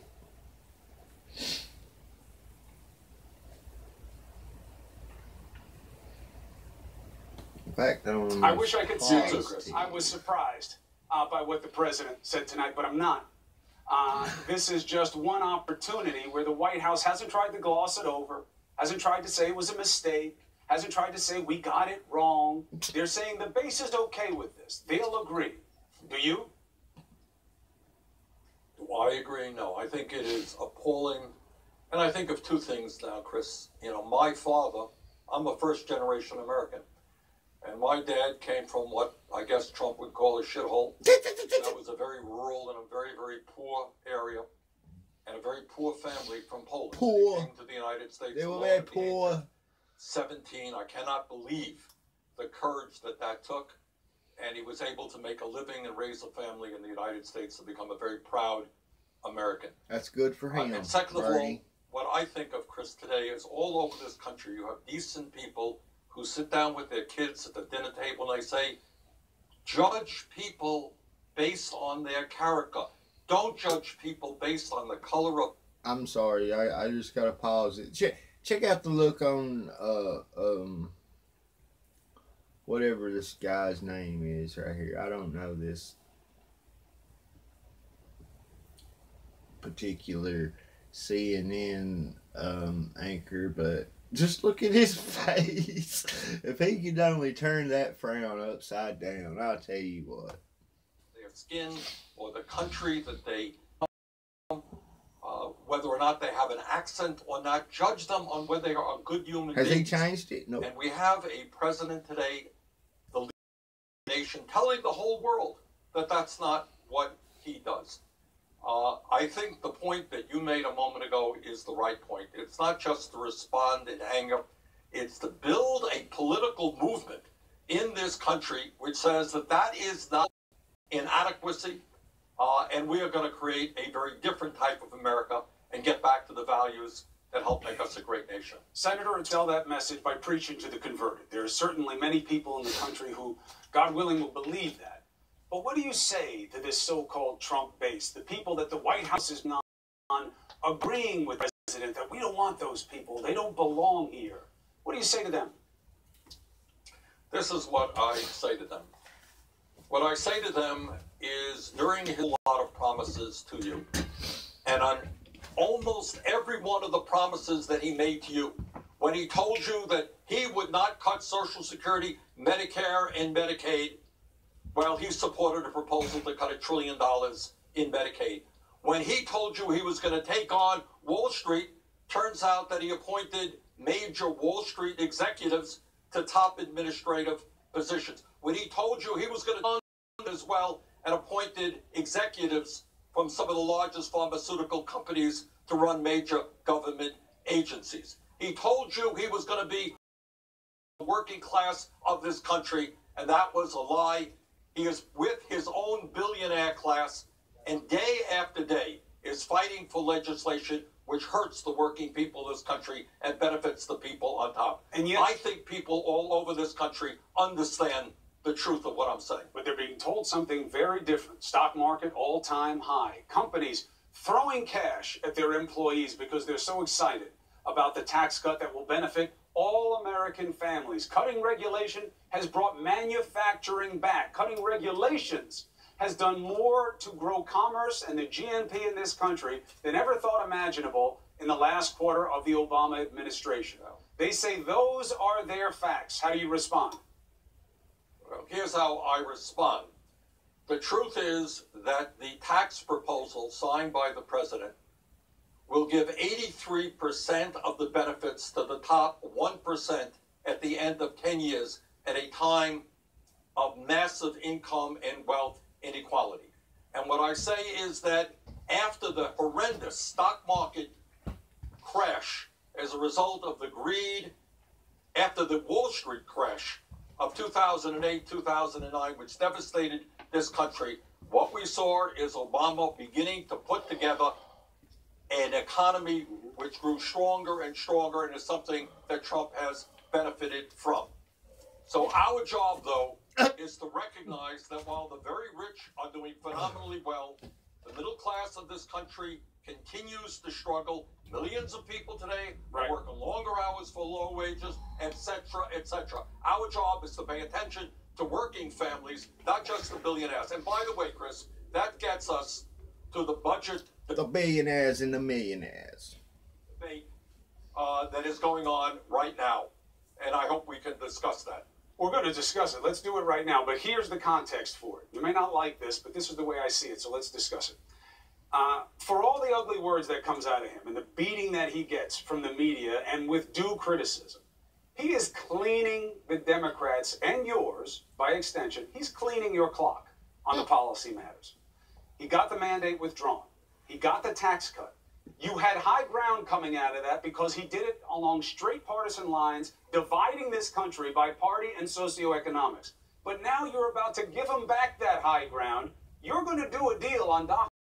He's going to get that wall. That's my guess. And he's going to be able to say, I got the wall.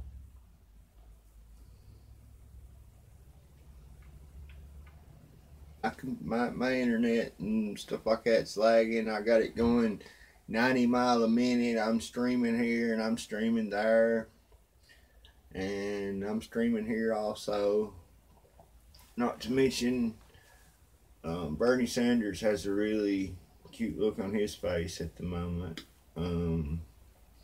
This guy, he's puckering up like he's gonna kiss his behind, and you know, he's just like, you know, Bernie, he don't care, whatever. And I'm the great unifier. Look at all these Democrats here with my bill of love, and you will then be 0 for 2 on the 2 biggest moves that he's done since he's been in office. All right, Chris. let's take 1 and then we'll go to 2. Let's go. It is only media absurdities that looks at a bill looks at something like the tax bill and say, oh, it is a victory for Trump. I understand that he won, but what the American people will quickly understand is that when you run up a $1.4 trillion deficit over 10 years and the vast majority of the benefits go to the top 1%, the American people understand that is not a victory for them. It may be a political victory for Trump and his billionaire friends, not for ordinary Americans. Senator. Second of all, where we are... Yeah, go ahead. I'm sorry. We'll go one by one. We'll both do one at a time. Look, you say a 10-year... Look at him. He's red. He's smiling, and he's acting like he's having a good time. This is all, you know, SHITS and giggles, but he's mad. His cheeks are red. Look at him. He's smiling, but he's mad. Bernie's mad. Right here now. He did. I seen it in his face. You want me to replay it? The cycle is 10 minutes. Both do one at a time. Look, you say a 10-year window. Senator. Second of all, where we are... Yeah, go ahead. I'm sorry. We'll go one. It may be a political victory for Trump and his billionaire friends, ordinary Americans. Senator. Second of all, where we are... Yeah, go ahead. I'm sorry. He was just getting we'll go warmed one by up. one. We'll both do one at a time. Look, you say a 10-year window. The cycle is 10 minutes. We got out in front of this message. The media corrects the facts. I do it all day. I've lost hairline doing it, Senator. It doesn't matter. He's won the narrative of a big tax cut that's going to help everybody. Companies are giving bonuses. The Democrats did nothing to help the middle class the way you guys promised you would. I know you don't have the numbers, but the reality is you got to find ways to use leverage. No, you lost on that bill. No, of course we lost the vote, Chris. But if you look at the polling done in this country, the vast majority of the American people understand there's something absurd when we increase the indebtedness that our children and grandchildren are going to have to face in order to give the overwhelming percentage of benefit. Folks, he's sitting right there lying to you through those false teeth of his, okay? First of all, the national debt more than doubled under Obama. May I remind you. And he sit right there and told you how Trump benefited from Barack Obama shaping the economy. Barack Obama didn't shape the economy. Barack Obama gave away hundreds of billions of dollars to these corporations. And in return, did they hire new workers? Did they create new jobs? What did they do? They sent their CEOs on vacation. They gave their CEOs bonuses. Their executives all got bonuses. Some of them even bought jets, folks, with our tax dollars, okay? And he can sit here and lie to you all he wants to, but that is the truth, okay? I've got that much sense. I can remember that right offhand, okay? I don't have to reference nothing because I have a memory that's... Oh, that makes me mad, though. I mean, they just sit there and spew and spew. Folks, yes, the top 1% might benefit from this. But listen, how many companies have already announced bonuses, higher wages, more benefits. Walmart just announced the other day that they were going to start paying their new employees who completed their training course, that's just starting out. 10 without the course, I mean, you know. And also that they would give families who work for them who want to adopt children anywhere from $5,000 to $10,000. I mean, this is huge. They don't tell you this though. They don't mention this. Oh, them cheeks can get red, and they can SHIT on Trump all day long. It don't hurt them folks. It don't hurt them a bit to lie. And here they are sitting there telling you how Trump has got all this going for him. Come 2020, the 2020 election, and Bernie's going to sit here and tell you a bunch of lies, pretty much, okay? I've never watched this video. Never. Okay, we're totally unscripted here, in case you can't tell. We just jump all over the place, one side or the other. Yeah, totally unscripted, folks. To the top 1%, in fact, to the top 1/10 of 1%. A political victory for Trump and his friends, yes. Yes. The American people, though, have not been supporting legislation. Furthermore, take it back a few months previously. Look at the health care bill that Trump tried to get through. You tell me how many Americans think it was a great idea to try to throw 32 million of our fellow Americans off of health insurance, one of the least popular pieces of legislation ever brought up to the American people. Now, where we are today, this is where we are today. And he got the mandate in the tax bill, which took a huge bite out of the ACA. It's going to destabilize markets. It's going to pop premiums. And he's going to be able to blame that on you guys. Chris, you don't have to argue with me about how bad the bill is. I helped lead the fight against it. All that I'm telling you is I think you're wrong. Of course we didn't stop it. We had 48 votes. They had 52 votes. You know, that is the arithmetic. They control the House. They control the White House. We did stop the disastrous health care proposal. Where we are today, this is where we are today. In a year in which he tried to throw millions off of health insurance, give huge tax breaks to billionaires, end net neutrality, ignore the reality of climate change, in fact, make us more dependent on fossil fuels. Now where we are is climate change. It's no longer global warming. It's climate change. In a moment when the Republicans are trying to end the parity agreement between defense and non-defense spending that has existed since 2000, but it is very important. No, look, I brought you on to talk about what matters. I don't know, Bernie. It's pretty sexy, if you ask me. Pretty sexy. I wanted sexy, Bernie. I would have gone with somebody else. Maybe, maybe not. So please, make your case. I got to tell you, one second, Chris. My take is a personal affront. Really? Keep going, Senator, please. Just kidding. All right, so here is the story. The story is that for the last 4 budgets, when we raised defense spending by $1, we raised spending for the middle class and working class of this country by $1, equal for both sides. Right. What Senator McConnell, the Republican leader, now wants to do is to move toward an incredibly large increase in military spending. Not quite clear. Could be between $100 and $150 billion over the next 2 years. Largest increase in modern American history. Right. But what he also wants to do is say, we are not going to pay attention and have parity for the needs of working families. They have not even reauthorized the children's health insurance program. So what can you do about it? They haven't reauthorized CHIP. They're going to do away with parity. What are you going to do about it? We're going to fight like hell. This time, you see, this time, it is not a vote of 52 to 48. Right. This time, they need 60 votes. That's right. And I am going to do everything that I can to make sure that before we sign off on agreements, the needs of the working class and middle class of this country are protected. Would you shut down the government? It's not just their burden is on them. They control the White House, the Senate, and the House. The government is shut. If the government is going to be shut down, which I certainly.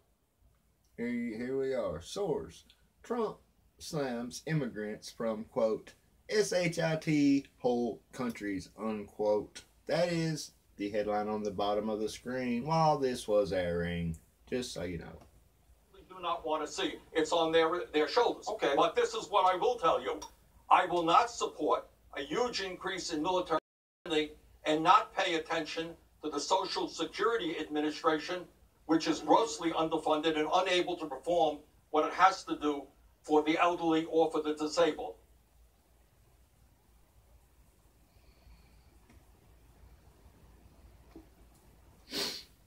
But folks, listen. The Democrats, the liberals, when it comes to words, see how I told y'all about how he didn't use the words global warming in that particular little moment? That's because it's went from global warming to climate change. See, climate change is something that can't be denied. Climate change is something it's undeniable. It's unlike, you know, global warming, which is pretty much myth. Which there are greenhouse gases. There is proof of this, but from like volcanoes and stuff like that and like carbon dioxide in the atmosphere, it does cause climate change, but not the man-made kind that they're referring to, or you know, acting like that's their little excuse to take our rights away and make us buy these cars that, you know, use X for fuel or whatever, what have you, whatever. Okay, that's all that's about. Another reason to tax you.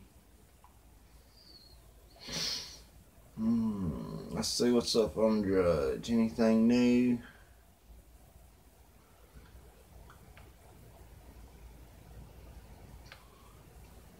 Amazon plan to put camera microphone in every bedroom.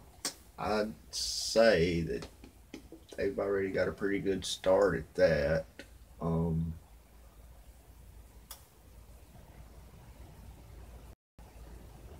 By the way, Dow hit 26,000 according to Drudge.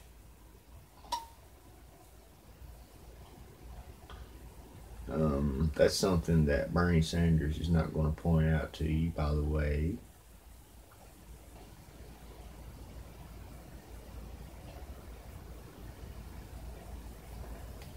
Pope begs forgiveness for, quote, irreparable harm of sexual abuse. That story is up on Drudge. Dow Industries top 26,000 for the first time as earnings seasons ramps up. Yep, there you go, folks. Now's the time, I would say, to invest in the stock market, if ever. It is now. Dollar rebounds from a 3-year low while Bitcoin's sell-off accelerates. So everybody who's into Bitcoin, they must be selling, sell.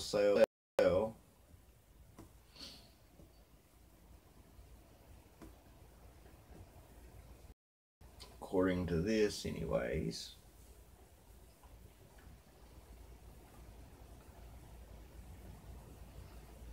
Below $11,000 in volatile trading on Coinbase. This is big news, by the way. Bitcoin had rallied to a record high above 19,800. Hang on, the page just switched. Here is from the Wall Street Journal. The Dow Industries averaged 26,000 for the first time Tuesday, just 7 trading sessions after closing above the last 1,000 point milestone. The blue chip index gained 273 points, or 1.1%, to 26,076 shortly after the opening bell. If the Dow Industries close above 26,000, the jump from 25,000 would be the fastest 1,000 point leap in its 120-year history. Tuesday's historic rise builds on the Dow's 25% gain last year and its seemingly unstoppable climb to start 2018.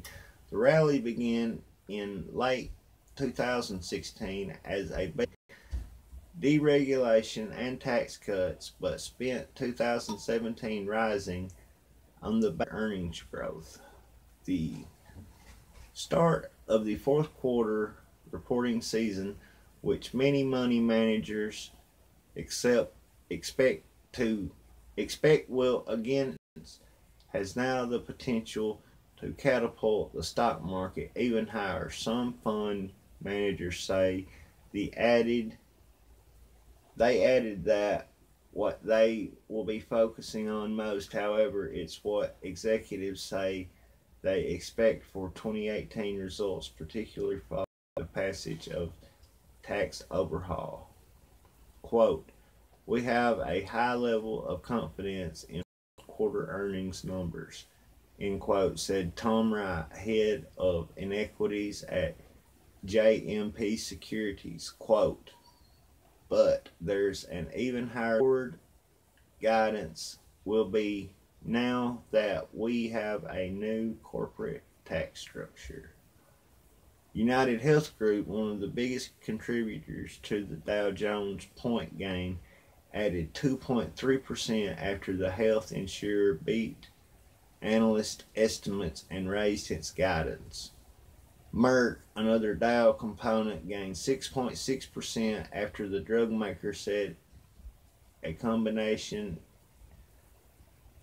of its Keytruda treatment was with chemotherapy extended survival of patients with lung cancer. S&P 500 climbed 0.8%, while the NASDAQ composite added 0.9%. Elsewhere, the Stoxx Europe 600 rose 0.4%, with the shares of industrial goods companies and insurers among the biggest gainers. The euro was recently down 0.5% against the dollar. Hong Kong's Hang Seng closed 1.8% higher, hitting a fresh record. Japanese stocks rebounded from Monday's sell-off, with a weaker yen helping the country's exporters. The Nikkei finished up 1% at a fresh 26-year high. In China, the Shanghai Composite gained 0.8%, rallying from downbeat trading Monday, and Shenzhen Composite rose 0.7%. So, everything's doing good in business. Let's get into this news about Bitcoin. Bitcoin plunges as low as $10,400 in volatile trading on Coinbase, now down 27% from record. Bitcoin briefly plunges more than 40% from its all-time high reached Sunday, according to Coinbase. Trading on Coinbase was disabled for more than 2 hours in the middle of the day. CME's Bitcoin futures expiring in January reached, quote, limit down, unquote, off 20%. Stocks that soared above dramatically on speculation around their connection to Bitcoin and its underlying blockchain technology also fall.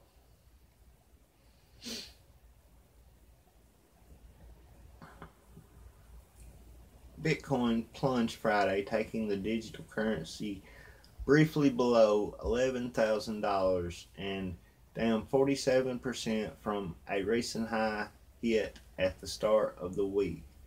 Bitcoin had rallied to a record high above 19,800 on Sunday and was trading near $15,500 for much of Thursday, New York time, according to Coinbase.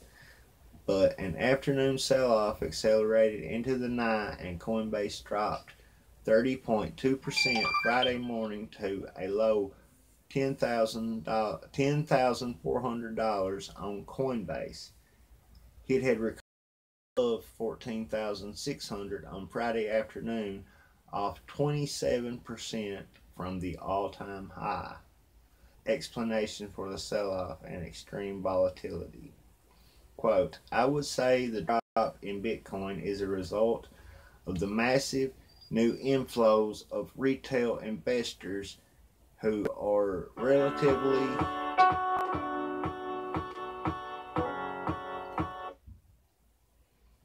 sorry about that, I apologize. Relatively, quote, weak hands, unquote, and more prone to sell prices than the capital that has been in the system for a while that has a longer term outlook, end quote. Alex Sonnerborg, founding partner at crypto fund Tetras Capital, said in an email. Adding to the confusion, trading on Coinbase was disabled for more than 2 hours in the middle of the day. The company had more than 13 million users at the end of November. Its lows, Bitcoin had fallen 47% in its 5 days and lost about $9,400. The digital currency erased more than $1,000 in 1 hour alone Friday morning. My dogs just came in here raising hell. Folks, I could go on for about another 40 minutes or so, but I'm not going to. I want to take these... Lay down, Roscoe. I want to take these last few minutes to go over some of the sales we've got right now at alexmorganshow.org. Yeah.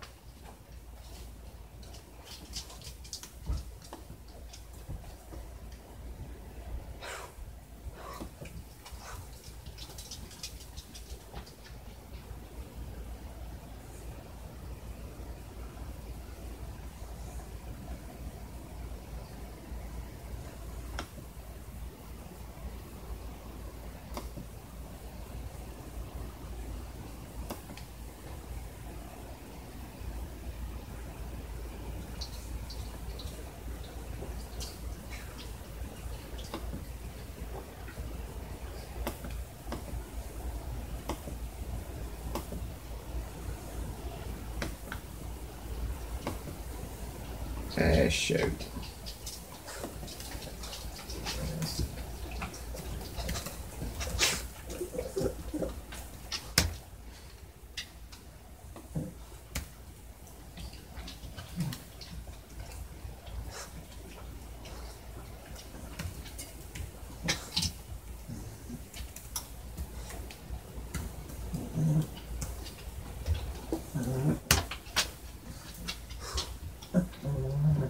I apologize, folks. My internet's acting up this morning, and I don't have any help in this show whatsoever. See some mistakes I need to go back and correct a little bit. Here you have our Hillary Clinton campaign socialism t-shirt. On the front it's got the Alex Morgan show. On the back it's got like the little Hillary sign, you know, the H with the arrow making it an H, whatever. The horizontal line going through the H is, you know, the arrow that makes the Clinton campaign logo. Well, it's made into a park bench with a little old lady sitting there. That is a long sleeve shirt, t-shirt. It's $29.99 right now. I also have rechargeable batteries for sale. You can order the charger pack, the AAA's. You can order the 4-pack of the rechargeable batteries. They're $10.99. The AAA's, they're $11.99. I've got some podcast and recording studio equipment if anybody's interested in any of that. Could probably do some free shipping on all that electronic stuff. Here's the headphones, which I'm wearing right now. They're on sale, $24.99. Got the little podcast mic and phone. But yeah, and we also have the Trust Me, I'm a Conservative Obama Hillary 100% cotton t-shirt. It's got a picture of Obama as a Hillary Clinton transvestite on the back. AlexMorganShow.org on the top.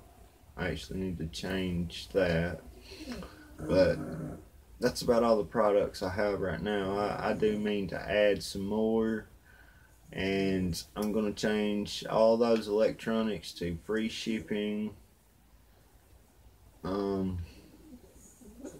That's about all I have there right now. But yeah, go check it out, AlexMorganShow.org/store for all your shopping needs. Like I said, I'm going to be adding some new products here in a little while. I really hope that y'all reach out to me, and like if there's nothing on there that you need, I'm the type of guy, I'm just going to go ahead and be up front with you guys. Most products, I make a $5 profit. I'm not going to lie. I don't get this stuff at a reasonable deal, or it would be even cheaper. Tell you what, it's hard to beat Walmart prices. It really is. But now, I'm not like a lot of people who does this sort of thing, who's going to tell you that they're the best prices in the world, because you probably can find, you know, that same stuff cheaper on Amazon, just to be honest. But you're going to be supporting people like Jeff Bezos and Amazon, who gets $1.30 something of your tax dollars for every package that they ship, folks. Okay? just like I sit right here and told you, I'm the type of guy, I'm honest. I make maybe a $5 profit on each product that I sell on my website. But I'll tell you, I'm 100% serious. I go in the hole every single month on this show, okay? I pretty much do it, fund it on my own with the help of,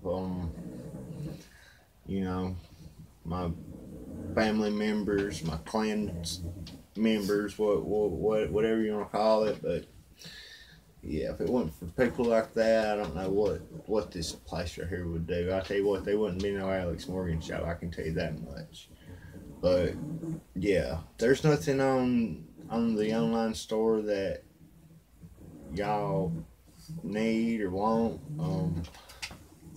There's a link on alexmorganshow.org. You can donate. You can send me money through PayPal, GoFundMe, or send me $5, whatever. I would really appreciate it. Hey, thanks for listening. Thanks for tuning in. Hope y'all have a happy Tuesday. And invest in the stock market, folks. The time has never been better than now. And I'd say by the end of the day, there's going to be a new record for the Dow, and yeah, things are good, folks. This is awesome. But thanks for listening. I love y'all. I won't be too long. I'll be back before you know it. alexmorganshow.org. Check it out. Later.